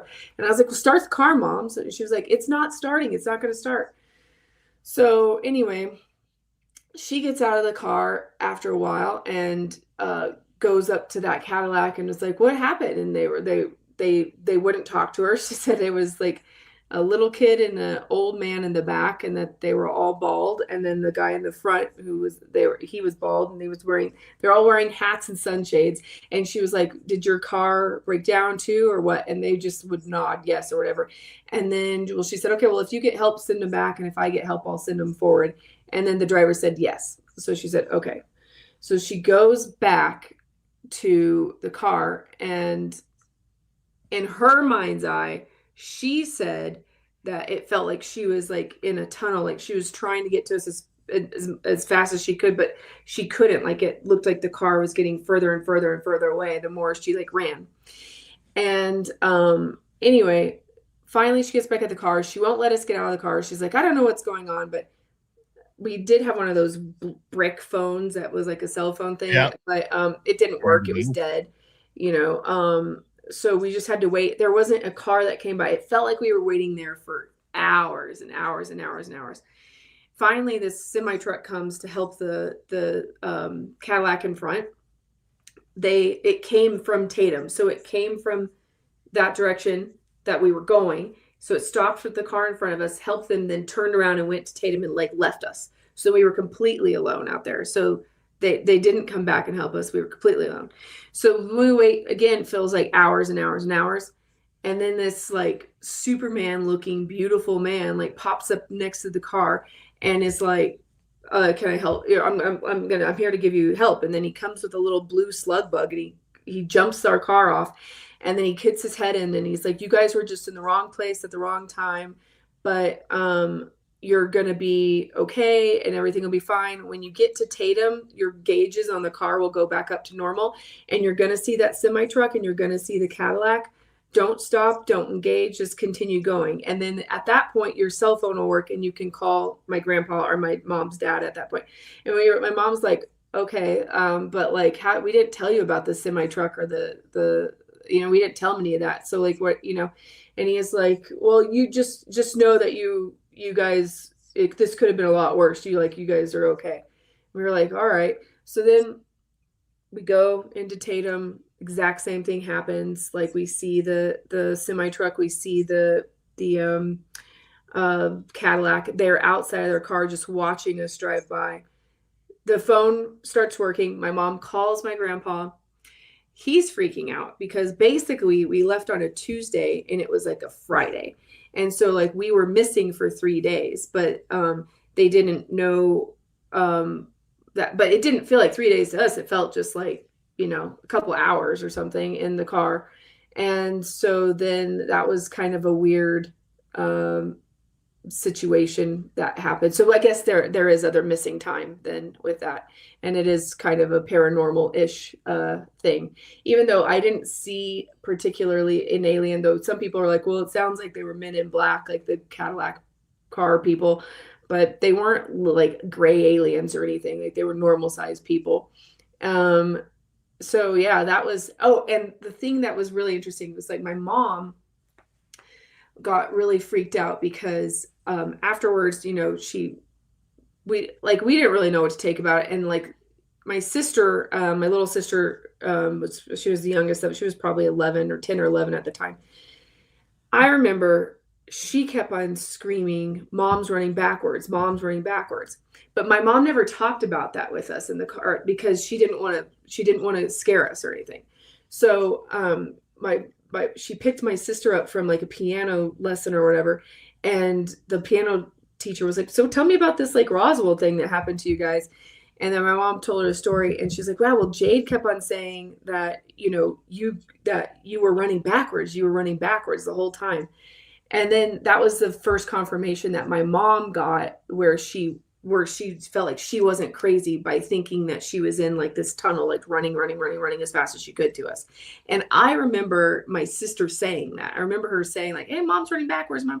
And at the time I was just like, a little jerk 14-year-old or 13-year-old or whatever it was. And I was just like, shut up. No, she's not. Like, I didn't even look to see if she was or wasn't. I thought my sister was just, being a kid or something.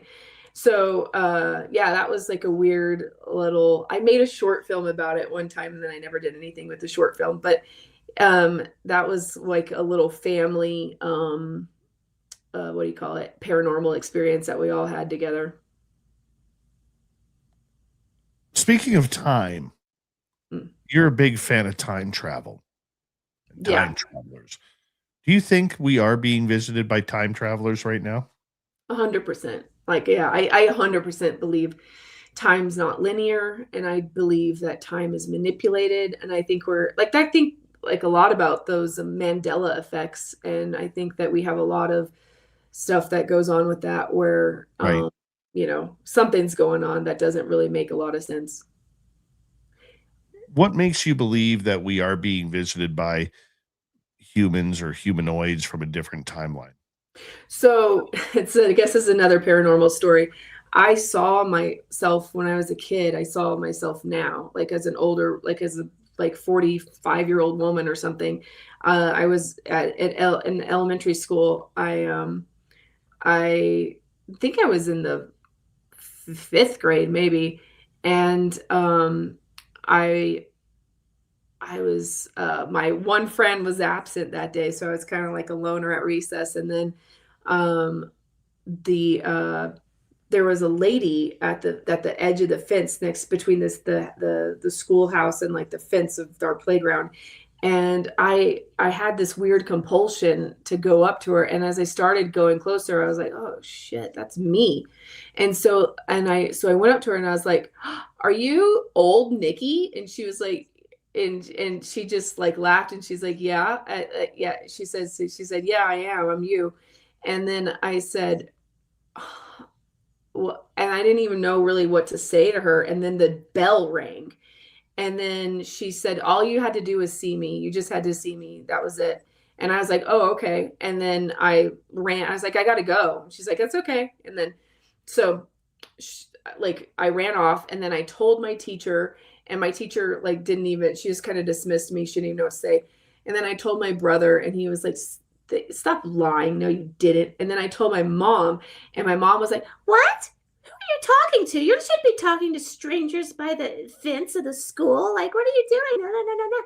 So then I just was like, "All right, forget it. I'm not telling you people anything anymore anyway." So I always kind of knew and always had that in, that's something I always kept with me, is that I time travel at some point to myself when I'm younger. So definitely if I can do it, it's being done. And I don't know how I do it, because I should be doing it pretty quickly now. But so yeah, hopefully in the next couple of years, I'll get to do that, because it happened to me when I was young. So obviously it will have to happen. And then that makes me think, well, then, like, how? I don't know how. When you met yourself, how were you able to recognize that it was you in the future?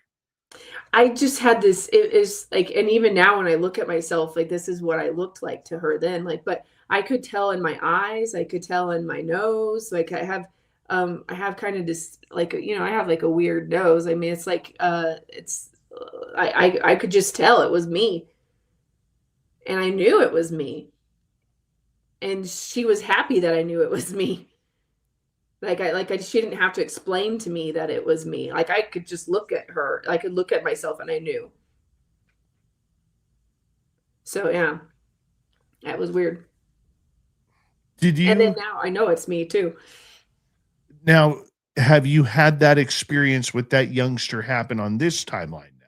No, not yet. I haven't. I don't know, like, I didn't know exactly how old she was, but like at the time I remember thinking like she was in her 40s or something. But my estimation of age was kind of skewed as a 10-year-old, but or however old you are at that time. So I don't know. But I definitely I definitely have believed in time travel since then. Unless it was just like some weird shapeshifter being that was pretending to be me. But then how would it know what I looked like when I was going to grow up?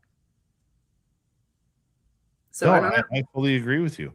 I fully agree with you. I had something different happen to me one time where I was in a dream, and it was, do you remember the movie like Sin City, where everything is like that silverish black and gray? Like cartoony look.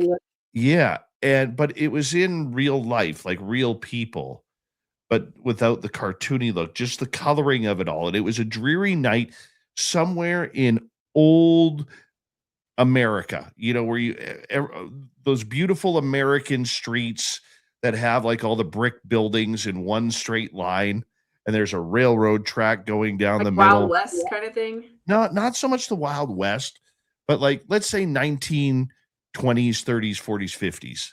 Okay. That and I remember in this dream it was a rainy night. And I remember saying to my partner, I said, we need to get a hotel for tonight, because this looks like as far as we're going to be able to go tonight. Like, I think we were on a bus trip or something like ridiculous, which I would never take. I'm just not a bus trip kind of guy. And we couldn't find a hotel. And so I figured I would go ask somebody. It was like after midnight. And there's one person standing underneath this street light. And he's dressed in all black, and the rain is coming down. He's kind of huddled up, trying to keep dry. So we walk up to him and I say, "Hey, could you help us out?" And it's me. And I said, this is where it gets a little creepy, because I'm not one to remember my dreams, but this one really stuck with me. And I think there is something more to it. He says, "You shouldn't be here right now." And I went, "Okay, who are you?" And he goes, "If I could, I would kill you right now." Whoa. Yes. And I knew at that point that it was me because he kind of looked up and we were looking eye to eye into each other. And he was kind of giving me this sketchy sneer, but I knew that was the dark side of me. Was he older or younger or same Oh, age? same age. This happened 10 years ago when I still had color in my hair and my hair wasn't just white. Okay. But it was creepy. It was absolutely creepy. And he was just like, get out of here. You don't belong here. Like it was like I met my evil self, but I think he couldn't harm me because if he would harm me, he would have harmed himself. Yeah. Right. That's crazy. Yeah, that's interesting. Yeah. Got a great question here from Katie in the chat room. Nikki, do you look at crowds wondering if you were watching you? If I am watching me. Oh, that's interesting. Huh. I don't know. No, I never have. Now I probably will. I'll probably be like, oh, I don't know. I mean, like, that's the other thing is like I've always been I've felt like I've had watchers. Like I would have people like watching me sleep when I was a kid and stuff. And even I've had watchers a lot in my life, like just beings that are just standing there watching me. And I don't mind being watched. I don't care about being watched. I'm just like, I'm at this point, I'm used to it. And now I feel like we're so desensitized with phones and everything that, you just have to get used to that. But yeah, I do wonder again if I will meet myself again. And if it, and then I also am wondering about like, do I get to go meet 10-year-old me? So that's interesting. That's going to be interesting to see how that works. And if time's not linear or fixed, that's an interesting concept too. It really is like bizarre, the kind of I've had a lot of well, okay, I did have speaking of like dreams, like I did my grandmother who passed away.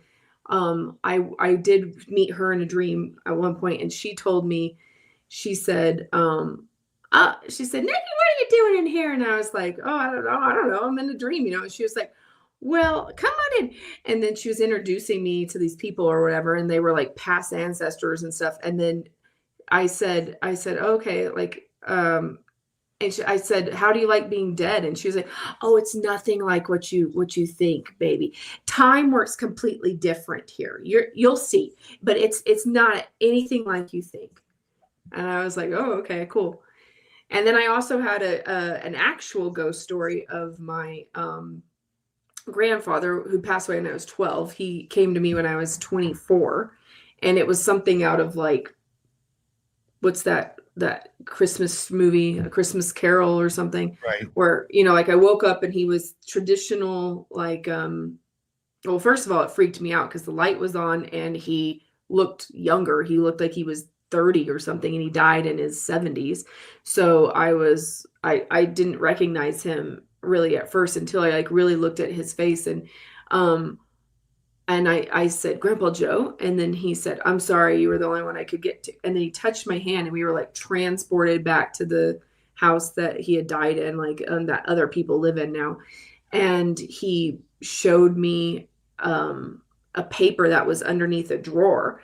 And he like made me it was at a built-in bookcase drawer, and he made me get underneath there and look at it. And I was like, okay, like, what do you want me to do with this? And he's like, when you wake up, I want you to go to the house that we used to live in and tell the people that live there now that you left something behind, and go in, and I want you to get this piece of paper, and I want you to give it to your dad. And then I was like, okay. And then I also asked him, like, I asked him like, well, why are you young? And he said, oh, time doesn't work the way you think it does. And I was like, oh, okay. And then I was back in my room. He touched my hand again. I was back in my room. He was gone. Everything was normal. And so that sat with me for a couple of weeks, and I didn't know what to do with it. So then I called his wife, who was still alive at that point, and I told her what happened, my grandmother. And then she did it for me. I told her exactly where the thing was, what to find. And so she found a white piece of paper that had a score pad, like a perfect game of like this game we played called Rook. So it was like a score sheet of that whole thing. And then she gave it to my dad, and my dad, like, I guess they were fighting when he died, and he was really, happy that I did that for him. And he's like, a pumpkin, I don't know how you did this, but thank you, Right And I on. said, okay. So I don't know. That was an interesting ghost story too. But so both of the dream are the parents. Nikki Jones, pardon me. We are done with you tonight. Okay. Thank you for coming on Spaced Out Radio. Swamp Dwellers next. You're listening to Spaced Out Radio with your host, Dave Scott.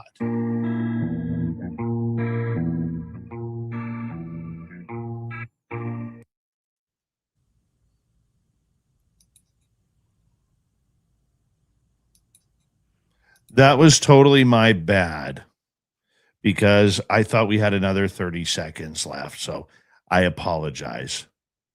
Well, I didn't know. But yeah. But thank you anyway for having me on. I told a bunch of stories this time. We got to do this again. This was way too much fun. Yes, I would love to. So it was definitely it was a cool experience. I like the structure. You have such a good structure going. So yeah. Thank you. Thank you very much. Let's talk soon. Okay, let's talk soon. And I'll have to return the favor and have you on my show. I would love to. Okay. I would love to. Great. Thank you, Dave. You take care. Bye. Bye. Nikki Jones, everybody. Love her. Cryptid Gee is in the background. We'll get to him next. I'll be right back.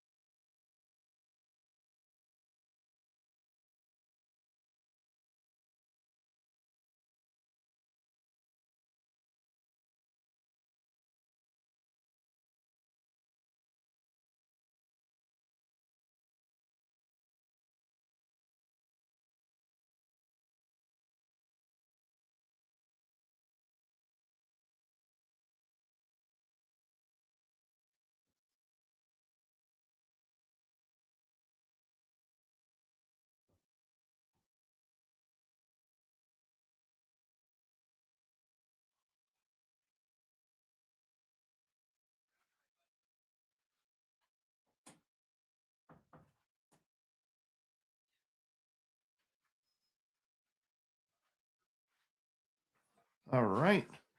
Let us bring in the cryptid Gee. There he is.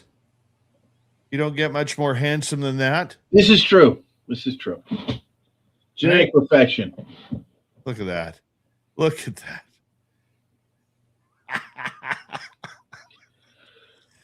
Swamp Dweller is going to be about 3 minutes and 11 seconds. That's no problem. And then we'll just have some fun tonight.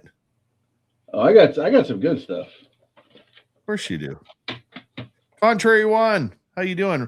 Random Guy is busy with work right now, so I chatted with him last week. He's prepped for all of us to go to Vegas in May, so it'll be good.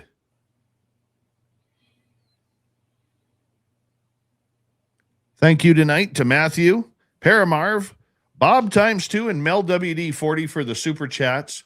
Greatly appreciate your love and support, everybody. Don't forget, if you haven't already, give us a thumbs up. We'd greatly appreciate it. It helps with our algorithms, and here we go.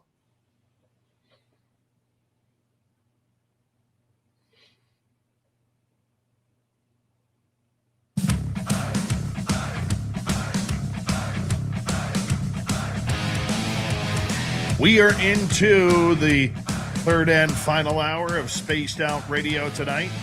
My name is Dave Scott. We greatly appreciate earning your listening ears wherever you are on this beautiful planet we call Earth.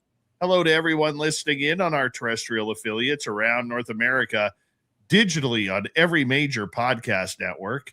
Our website, spacedoutradio.com. We have a plethora of features for you. Rock out to Bumblefoot, read the news wire, check out our swag as well. You can follow us on X at Spaced Out Radio, Instagram, Spaced Out Radio Show, and on Patreon in the Space Travelers Club. The Desert Clam has set the password for tonight in the SOR Space Travelers Club, Ranny Gazoo. Ranny Gazoo is your password. Use it wisely, Space Travelers, as the Clam sets the password each and every night right here on Spaced Out Radio. Let's head to the swamp.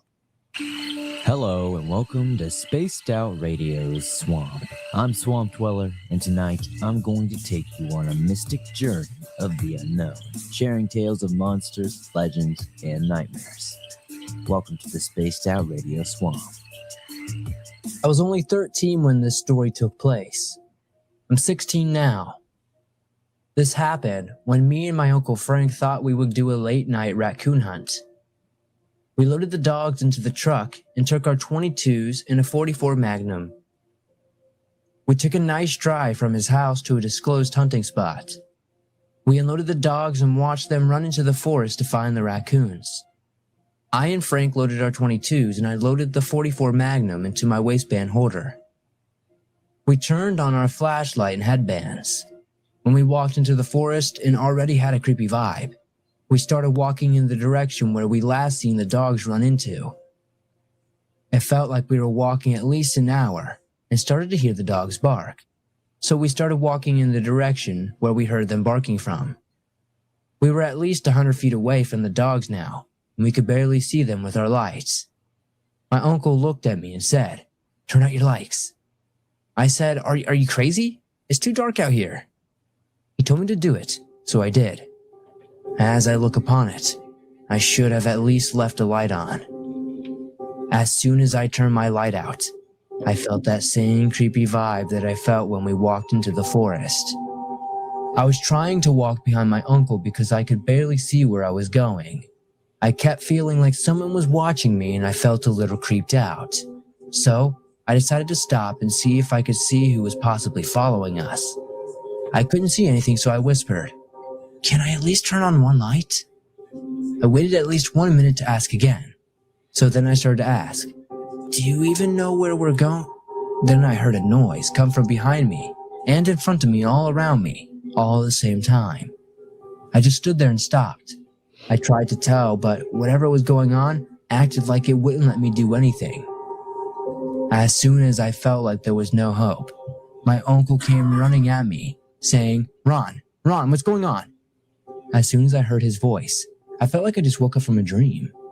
He said to me, "I didn't see the dogs. I saw a weird, freaky-looking creature. let's get the hell out of here. He was yelling and screaming so loud that I could barely hear what he was saying. So we packed up and started running towards the truck. It was at that moment I came to and seen something running after us. I yelled, "What the heck is that?" Screaming, yelling, and almost crying.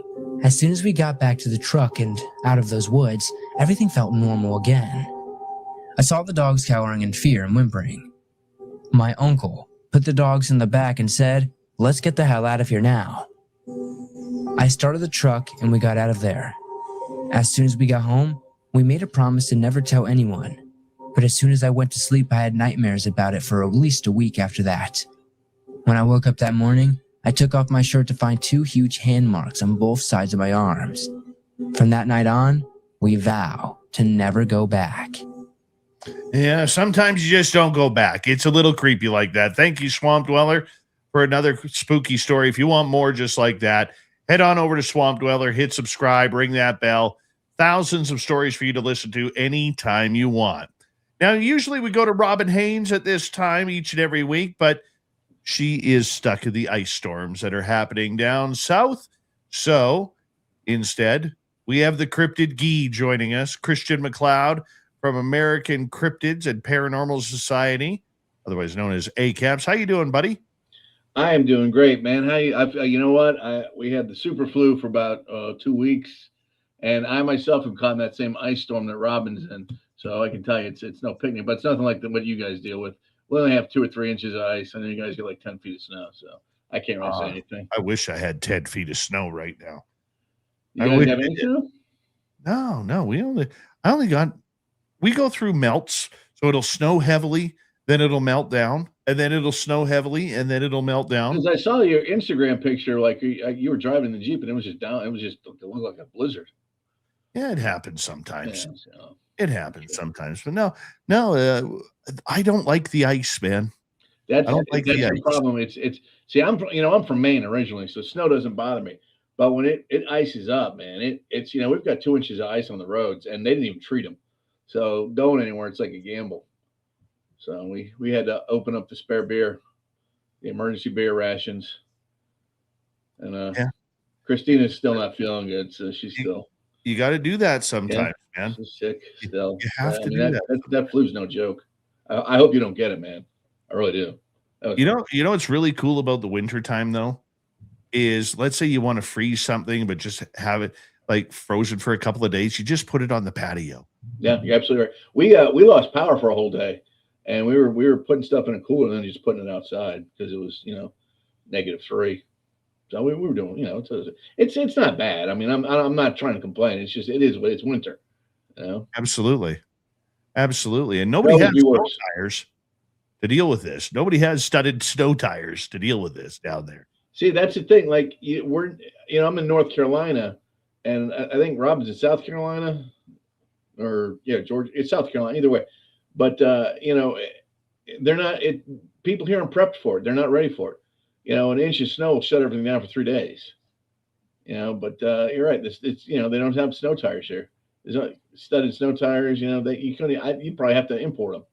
You have to buy them some northern state and have them shipped down. I mean, I can't even think of any place I've ever seen them. So they're just not ready for it. They have like the little chains and stuff. Those plastic zip ties you put on the tires. They're supposed to be like chains. They have stuff like that. We have stuff like that, but we're not really prepped for winter. So what do you got for us tonight in the monster world? We got some pretty cool stuff. We're going to talk about missing time and portals. And of course, that includes UFOs and a little project most people have heard of called the Philadelphia experiment.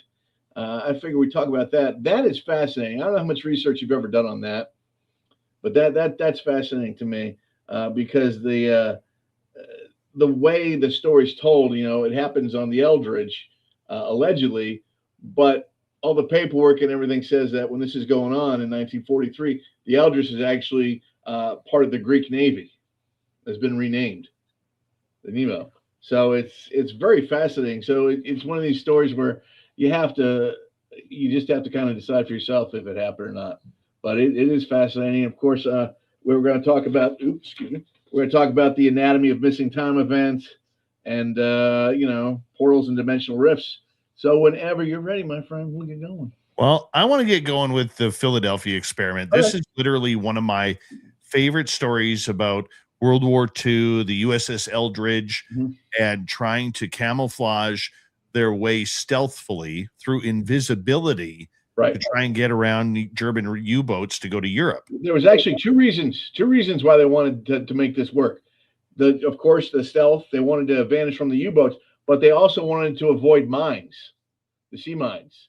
It was really never talked about. And they think reason, if you get the story, it was allegedly a big electromagnetic field created around the USS Eldridge, and it made it vanish, and then it pops up in Virginia, 200 something miles away, and then when it assembles from this dimensional rift or this transportation or teleportation, whatever you want to call it, there was actually people that were infused in the hull. Of course, they were dead. There was several dead men. There was also people that had ended up with mental illness. A few of them just couldn't speak anymore. It's a tragedy when you start looking at what happened. But the whole premise for the operation, the Philadelphia experiment, it was originally called Operation or Project Rainbow, and then becomes Philadelphia experiment, and with the USS Eldridge. But the problem is people can't distinguish whether or not the Eldridge was actually in North America or in Greece. So I think it's one of these things where there's so much subterfuge, if you will, about this. Because let's face it, all ships have twins. I mean, most of these battleships back then were all made the same way. They mirrored each other. And who's to say that they just didn't have the Eldridge and send something else down to Greece and say, oh yeah, that's the Eldridge. I mean, we don't know. They changed the name of the Eldridge when it goes to Greek. When it goes into the Greek waters anyway. So, I mean, it's very interesting. But either way, what apparently they did was just had these magnetic fields. To this day, we're still not sure how they were done and how they had to work. There was a lot of Tesla knowledge that was used. Whether or not that's true, we don't know. But apparently what happened is once they turned everything on, this green fog kind of came around and this mist, and the boat just vanishes and then appears, 200-300 miles away down the coast. An hour or so later. Very strange. And then, of course, you had the people in the bulkheads and things like that. And, it's completely denied. This whole story comes out from some letters that a gentleman gets in the late 40s. And that's how this whole thing started. And then he writes a book about it. But that's how this whole thing starts. And I like this story because it's the first time you talk about pretty much military teleportation prior to Roswell. This all happens, 4 years before Roswell. So my question is, where does this technology come from? If we didn't, basically back engineer it or something like that, have we had this kind of technology for this amount of time, or is this something new? Did we steal it from the Nazis? I mean, that's my biggest question: is where did this tech come from? Because you never find out about that. No, and there's still a lot of secrecy along this because I think think it's still top secret. This is all still none of this in the story though. Yeah. What ruined the story was when these guys came out claiming that they were on the Eldridge, and then they became time travelers, jumping to like year 2700, and it really kind of put a dark spin on a great potential story. Well, the other thing, and most people don't realize is that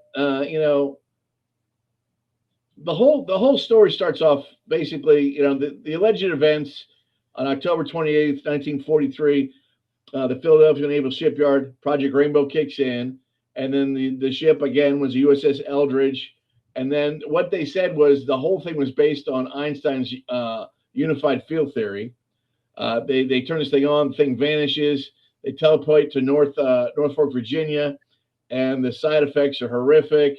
Some people went insane, illnesses came out, things like that, people in the hull. But the whole thing starts it goes back to 1955 when a guy named Carlos Miguel Allende sent letters to a guy named Morris K. Jessup. And of course, you know who that is. He was a UFOologist, but his claims, he explains the whole process and what happens. And then the Navy actually gets involved with it. And they say some of that did happen, but Here's what really happened to the Eldridge, and they have the ship's logs. And then time goes by, and all of this becomes, you ready for this?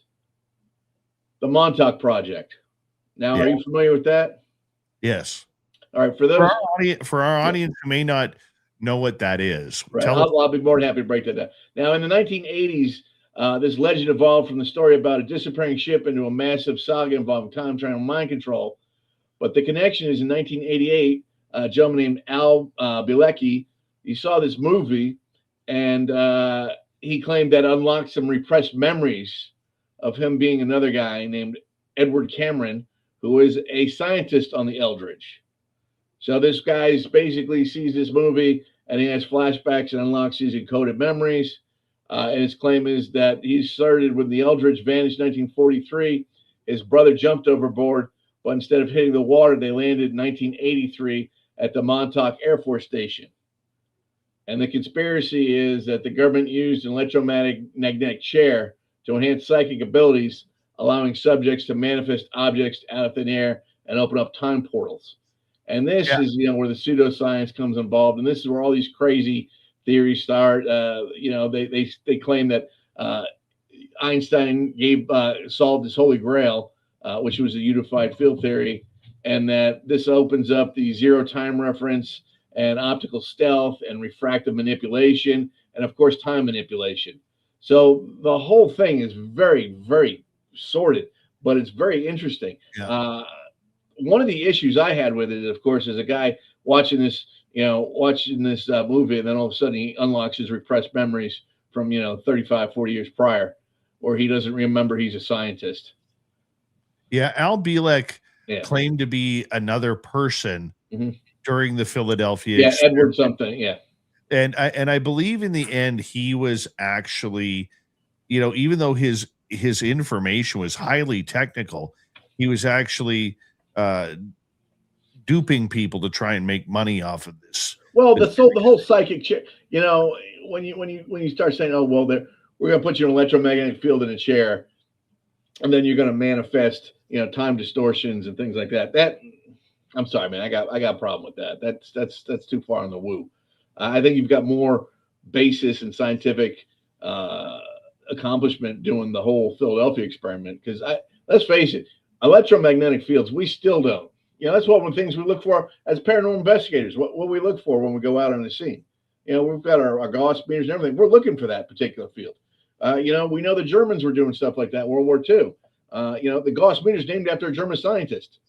I think it was Hermann Gauss, actually, but I'd have to double check on that. But it's just fascinating because, there's all this ability to allegedly manipulate time, space, matter, where we are. I mean, teleportation, it is what it is, man. Teleportation is just dissolving yourself in one area and then reabsorbing or combining in another. I mean, it's just basically like transportation or, something off the Starship Enterprise. So I don't even know what kind of physics that would be involved. I'm not smart enough to know that. But when you start reading all this stuff about the Montauk Project and then the Philadelphia experiment, and of course, all this falls under, again, Operation Rainbow, it's just fascinating because there had to have been something there. Had to have been. There was too many witnesses. They had people witnessing the boat up here in Norfolk, Virginia. They had witnesses.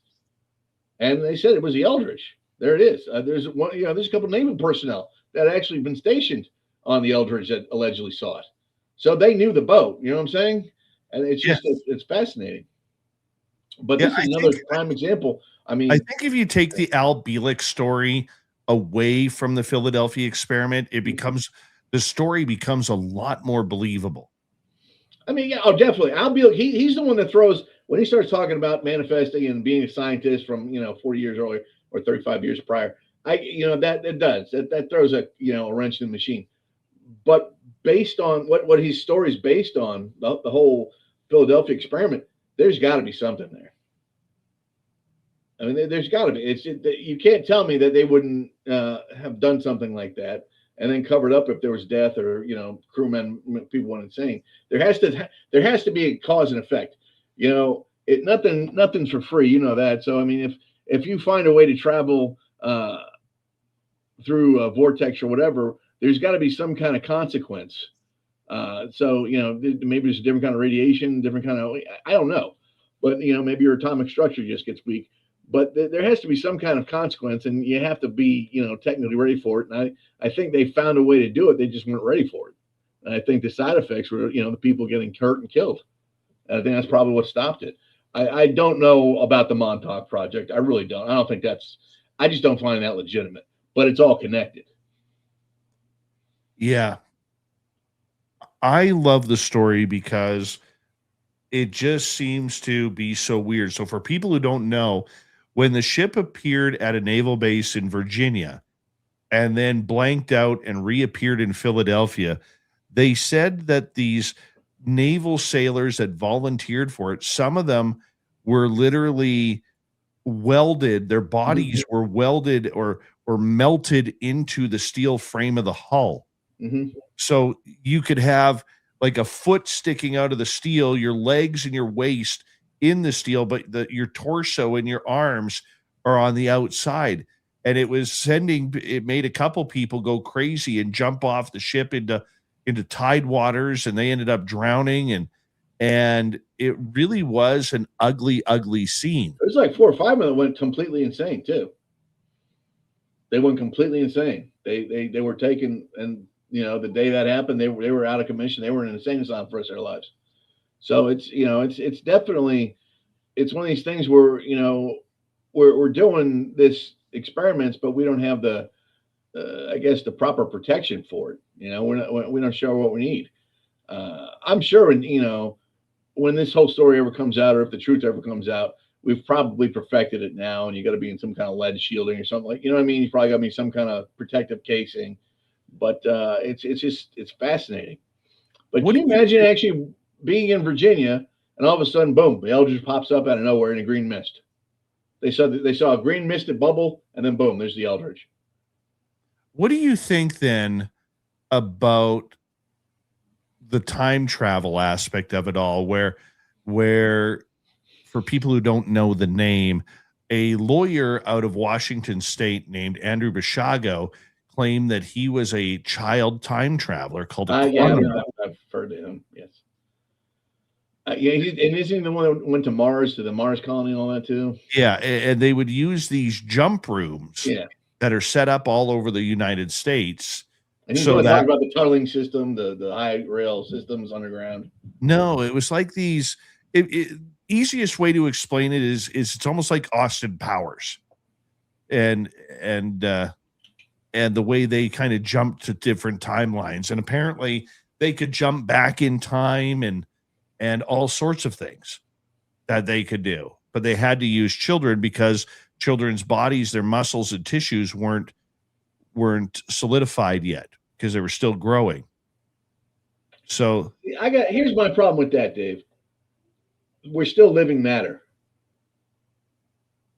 So if you're going to send someone through a time field, or you're going to break, the fifth dimension and travel, and then just sending them through these fields, and they're saying, okay, well, if a grown adult goes through, it's going to be dangerous because he's fully grown. That to me makes absolutely no sense. It's the living matter that's going through. Doesn't matter how big it is.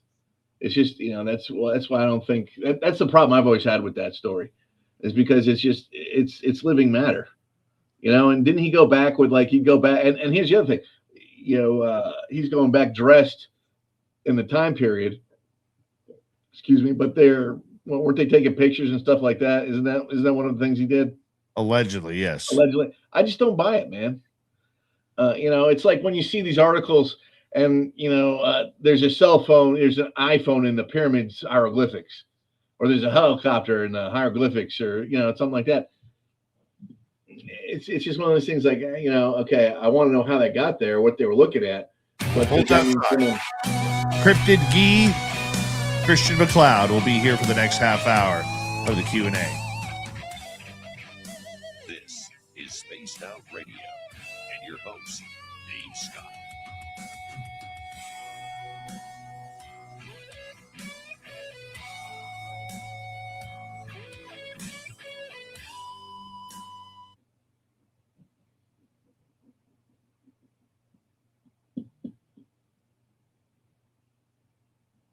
Where's Blue Hat tonight? She's not feeling good. Oh. Give her a hug for me. I will.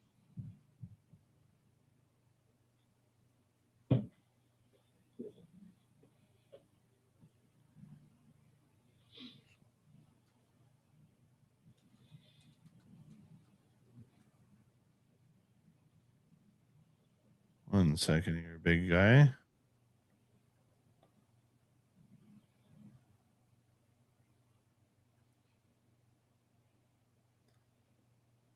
Wow. Paramarv, you're kicking ass on the old Rumble site here. If you guys could all do me a favor, if you don't mind, if you haven't already, head on over to Rumble and type in Spaced Out Radio, all one word, and hit subscribe on that, if you don't mind. Paramarv is doing us a great favor here, where he is helping us move our archives over to Rumble.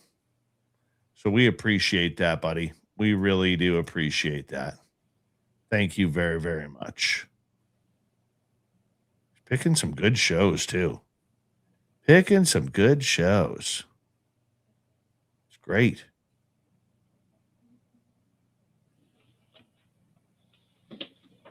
Looking at all this, man, and it's like, wow, here we go. Here we go. A couple of pages going. He's only got about 8,000 more to do.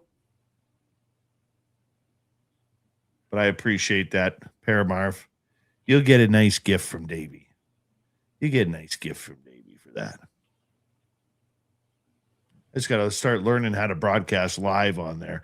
I was going to be doing that tomorrow, but due to my work schedule, I get to go in tomorrow morning on my day off. Isn't that nice? Isn't that nice?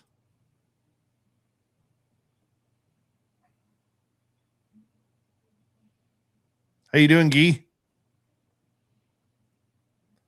Let me guess. You feel like this? Yeah. God, I love that picture. Oh, I don't know why, but I just I wish we had videotaped that whole setup for how that happened. When we're off air, remind me to tell you what happened with that particular personage. Yeah. He got on my list. Oh, means nothing. Yeah, we'll talk after we're done. Means he owes me beer. That's all I'm gonna say. I can't wait to have beer with you in September. It'll be here before you know it, brother. I know. I can't believe it's already the end of January. I know. Are you going to come up before that too, or are you just going to come up that I'm one going time? to take a week up there. That's what I'm looking at. I'm trying to get that done. Because I like to just squeeze in some investigations and we just tape the whole thing. Yeah. I think I'm going to take a week off then. You should. Yeah.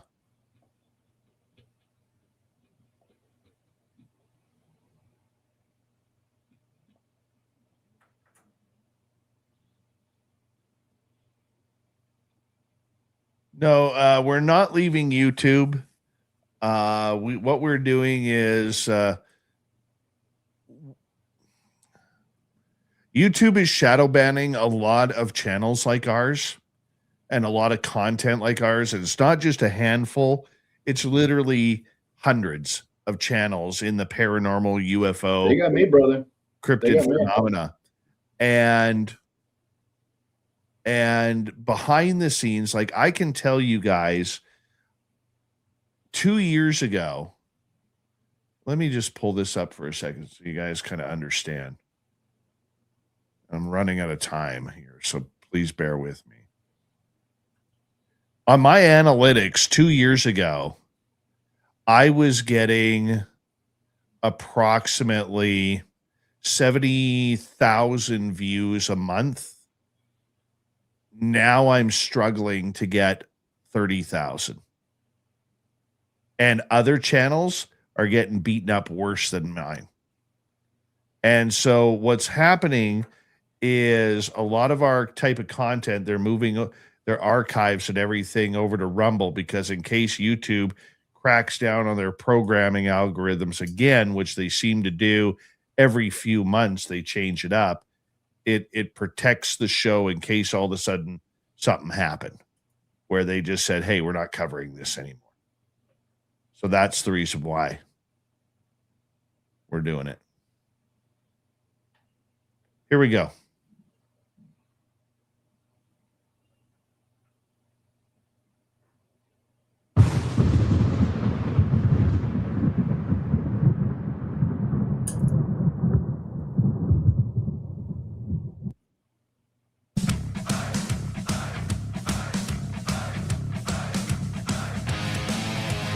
We're into the final half hour of Spaced Out Radio tonight. It's the Q&A. Filling in for Robin Haynes, we have Christian McLeod hanging out with us. Thank you, Christian, for tuning us in tonight. We appreciate you. We're just going to go straight to Christian here. Let's get right to the interview. How you doing, brother? We're talking about some time travel and everything prior to this. What do you got for us next on missing time? Well, let's talk about missing time, because that again, I don't know if you've ever had that happen to you. I personally have, and it's one of these things where I still don't know what happened, and it's fascinating because I try not to think about it, but then when I talk about it, it's a little therapeutic, but it's very interesting. So there's, believe it or not, you have to meet 3 criteria for missing time. Were you aware of that? No. Okay. There's the threshold. That's the moment the environment shifts. Okay. The discrepancy, the realization that the clocks and everything no longer match. And of course, there's physical markers. And that could be unexplained marks on the body, scoop marks, clothing that's been put on wrong, or maybe you're missing some clothing, like a sock or something like that. And if you think about it, that makes perfect sense. And that's most time discrepancies, that there's something in there like that. I know the one I personally had, I'll tell you straight up, I was driving my buddy up to Fort Benning, and we lost like 2 hours.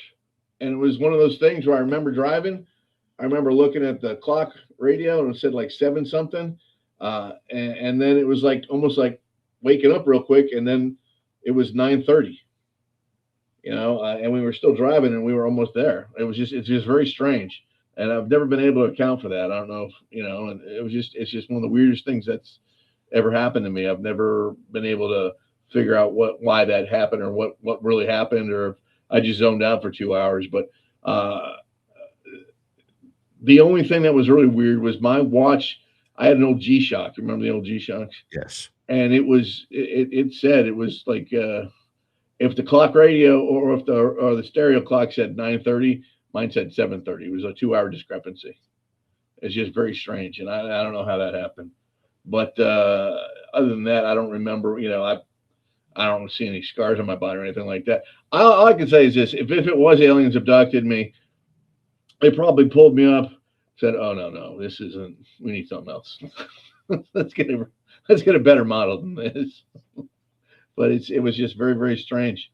I don't know how to explain that. But you need those 3 particular events to have missing time, and to me that makes perfect sense, because if you could explain time loss, you need to explain exactly what, when, how, where, and why, and by that those 3 criteria, you can do that. It's just interesting.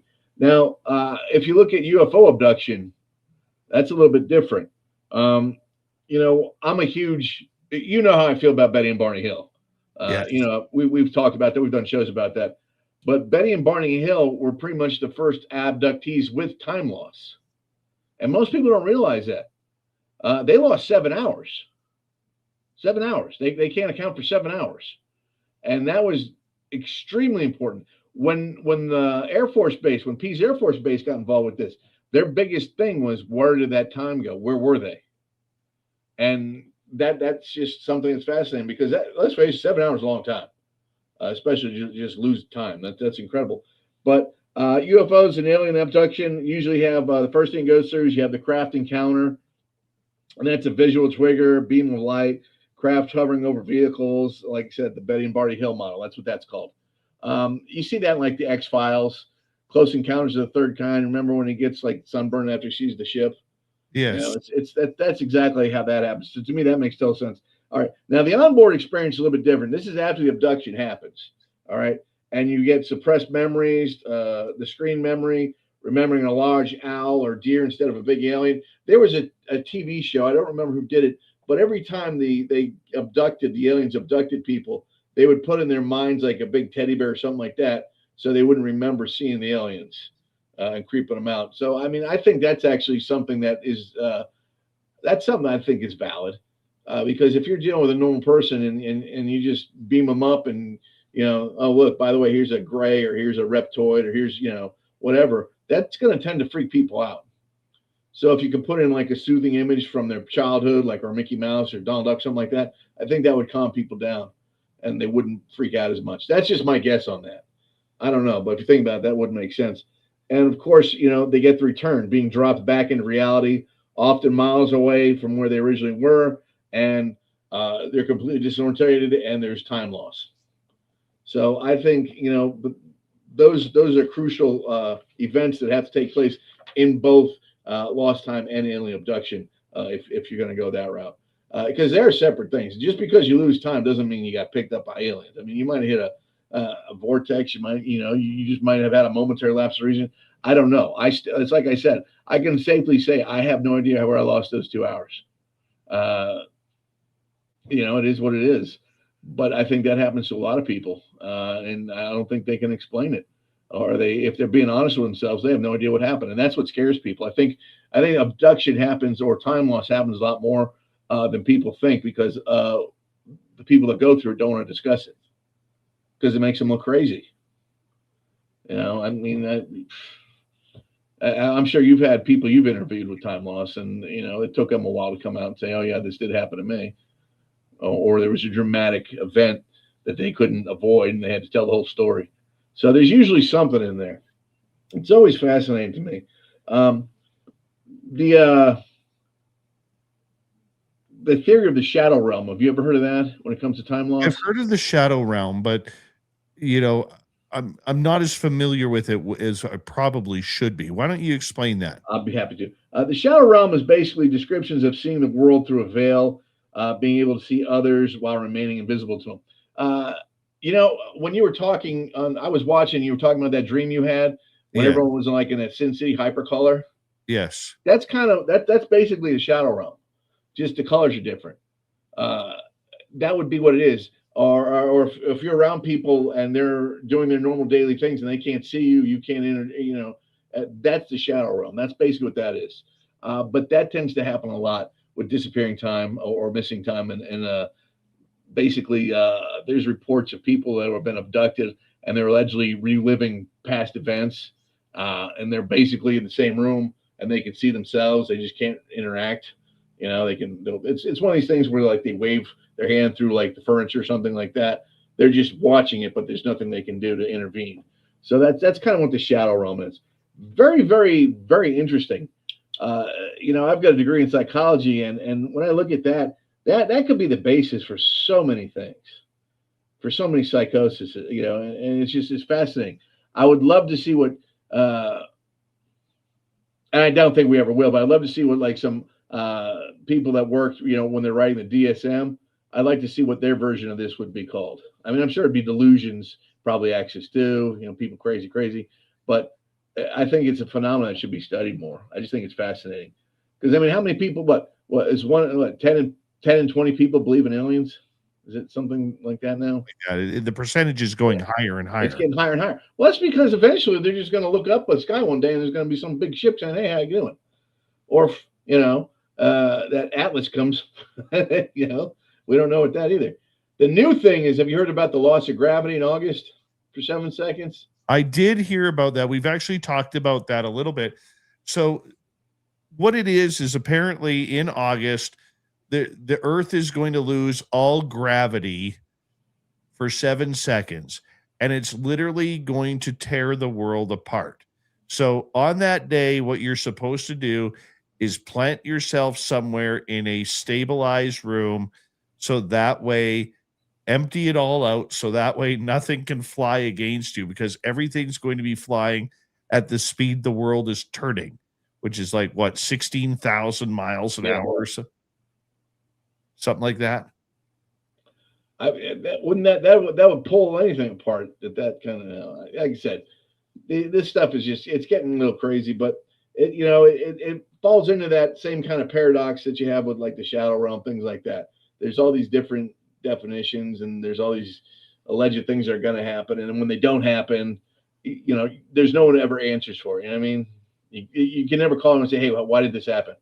You said this was going to happen and didn't. Why? So it's just one of those things. But I think that has something to do with just psychosis or maybe something like that. I don't even know how that whole thing started and why they have a specific. It's just like one of these. Remember people you say, oh, the world's going to end in 2012, and then it didn't happen. And then before that we had the Y2K. Everyone thought it was going to be over in 2000. It's just, I think that's one of those things. It's just very strange. But I think it also falls into that same kind of category as the shadow realm. Now, the other thing I like looking at when I read these reports is the psychological and sociological aftermath of these events. A lot of people have the post-traumatic stress, and it's just like that story we're talking about when the gentleman has a recovered moment, and then everything comes back. And that's just like what happened with the Montauk Project. It's all based on that. But it also causes anxiety, insomnia, sudden phobias to specific sounds or lights. So if you were never scared of like the color blue before, and for some reason you wake up and you've got missing time, and you think someone might have been abducted, or you might have been abducted or experimented on, and all of a sudden you see the color blue, you freak out, that would be a sign that maybe something happened, because your subconscious remembers something. But it could be a color, anything. It could be a piece of titanium. It could be anything. It's just the way our brain works. And then you have the quantum slippage. For you though, yeah. I'm sorry, what was that? I have a question for you though. I my last show I talked to Lon Strickler about this, and this has come up in personal conversations recently. Apparently, a lot of haunted locations are now starting to ban social media influencers from their locations, because these social media influencers are going there allegedly doing investigations, and everything is now demons, because demons bring clickbait. Okay, they bring followers, they bring views, which is how these social media influencers are getting paid. And apparently, as a result of this, many locations are no longer bringing the paranormal people in unless they sign a serious contract, because they're being accused of, like say you have a haunted bar or a haunted hotel. These YouTubers or these TikTokers are coming in there claiming everything is demons, and now people don't want to go there because it's the demon hotel or the demon bar, and they don't want demons, getting attached to them, and businesses are losing business because of it. But that's just irresponsibility. A real investigator isn't going to say it's demonic, because they don't know unless they're with the church. That's the only time I'm ever going to say anything's demonic, is if I have an exorcist tell me point blank, this is demonic. All the investigations I've ever been on, I think out of the 100 investigations, I think there's 4 or 5 that we backed away from and just gave, we have a person that is with a basilica, and we gave that contact information to them. But they've never gone there, and that's just, what that is? That's irresponsibility and people just trying to get clickbait. I think they're going to end up getting themselves sued. You can't do that. You can't take away someone's business, by saying, that's just slander, because you can't prove it. That's the other thing. It's I love the paranormal just as much as you, but we all know most of it you can't prove.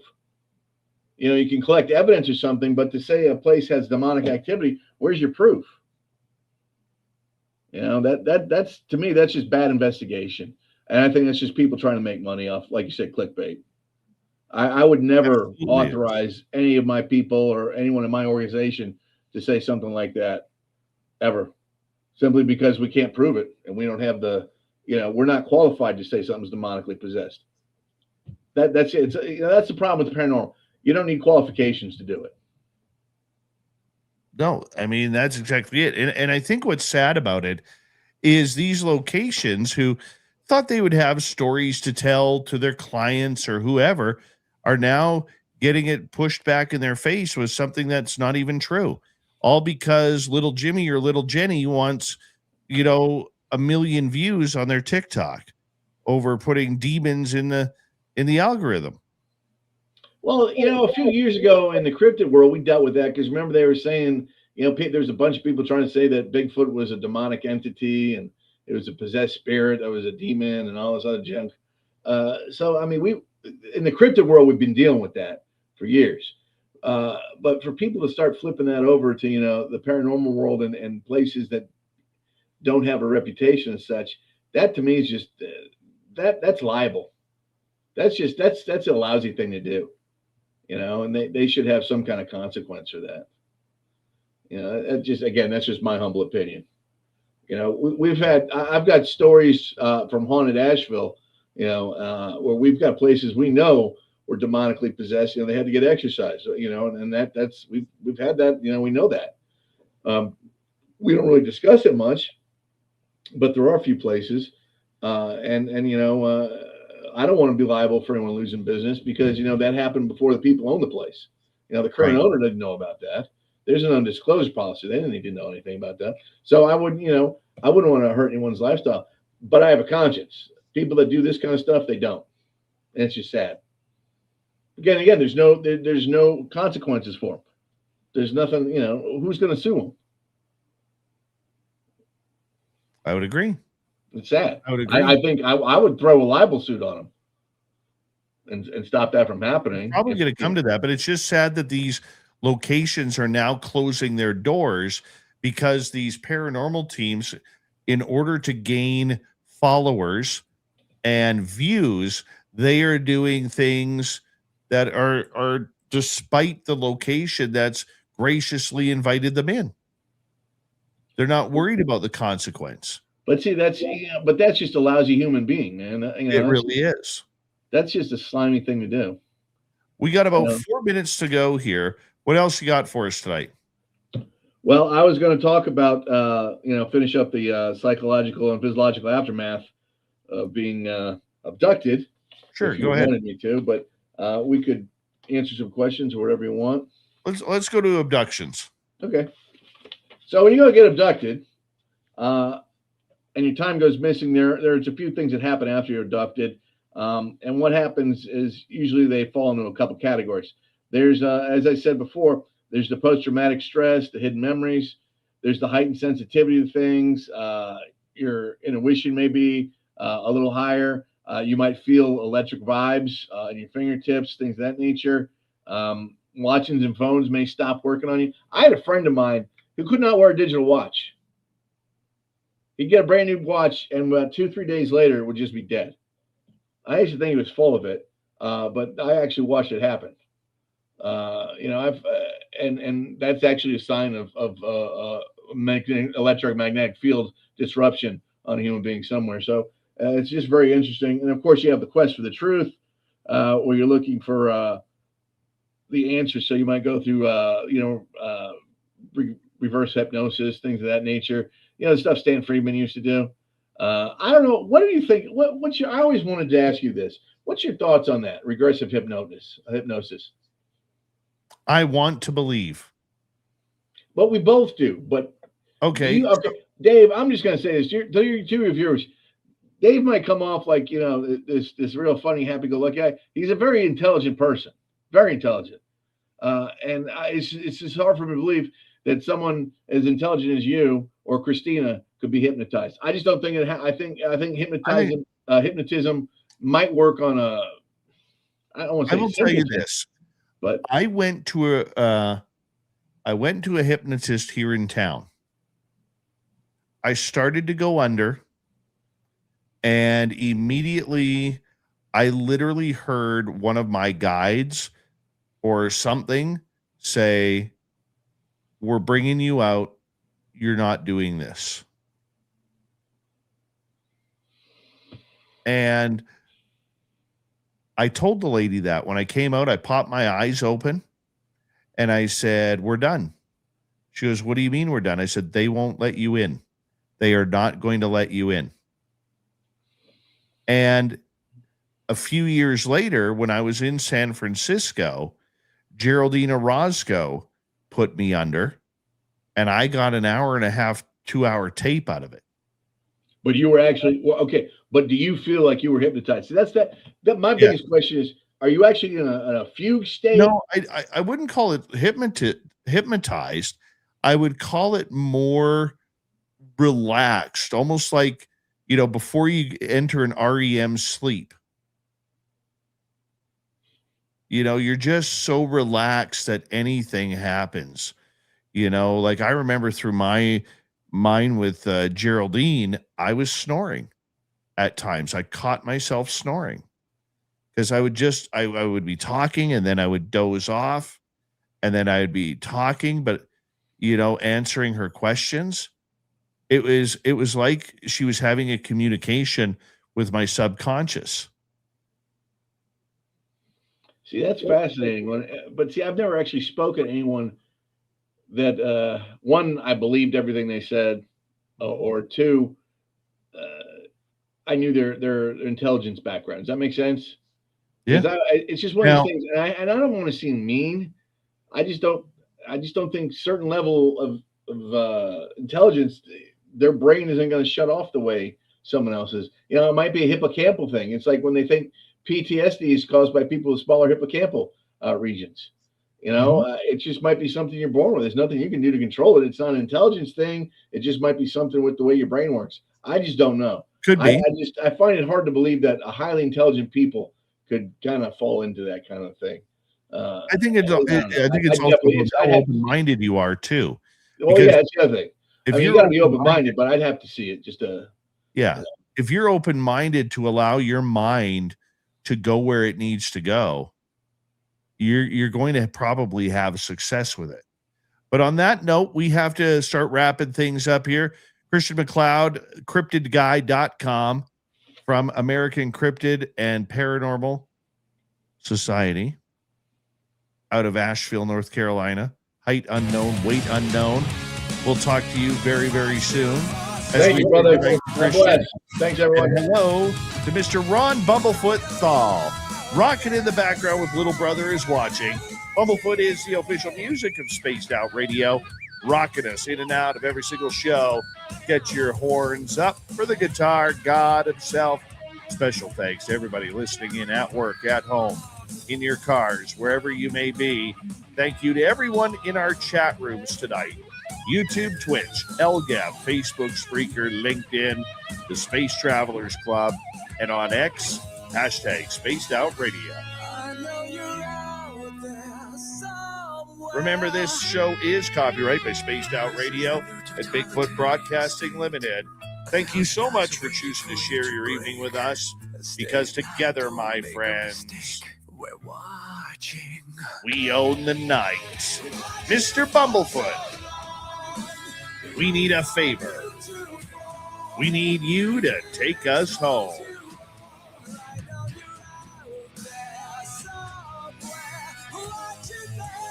Yes, the Woo train has docked for the night, but soon, my friends, we shall ride again. Your seats are always available. Your tickets never expire.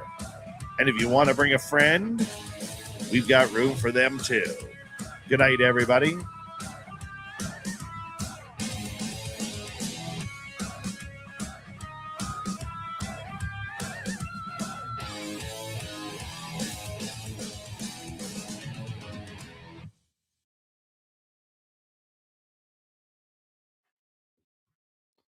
All right, we are clear. We are clear. All right. Give me 2 seconds, Christian.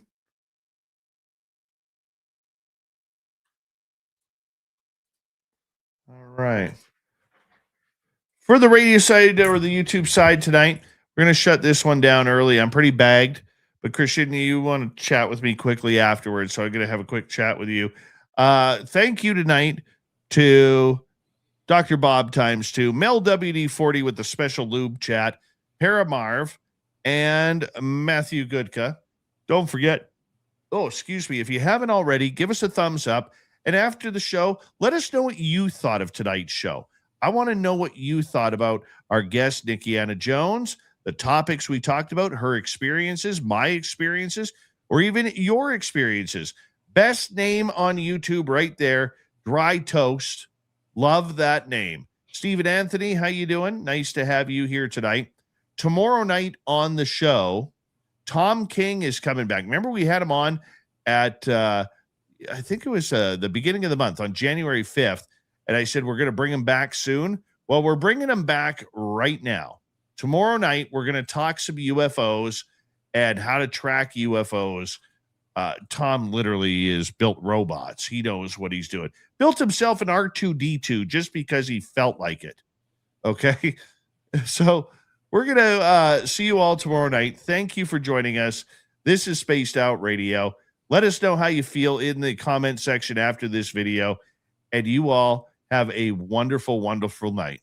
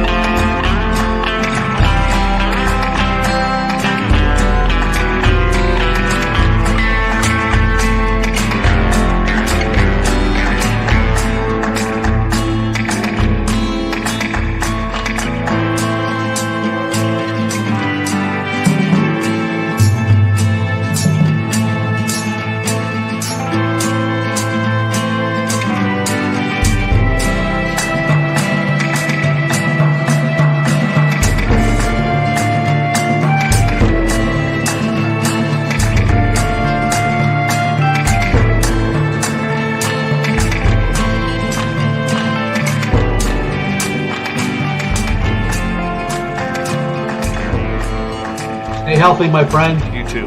You need bail money, give me a call. Always, Dad. Take care. You too.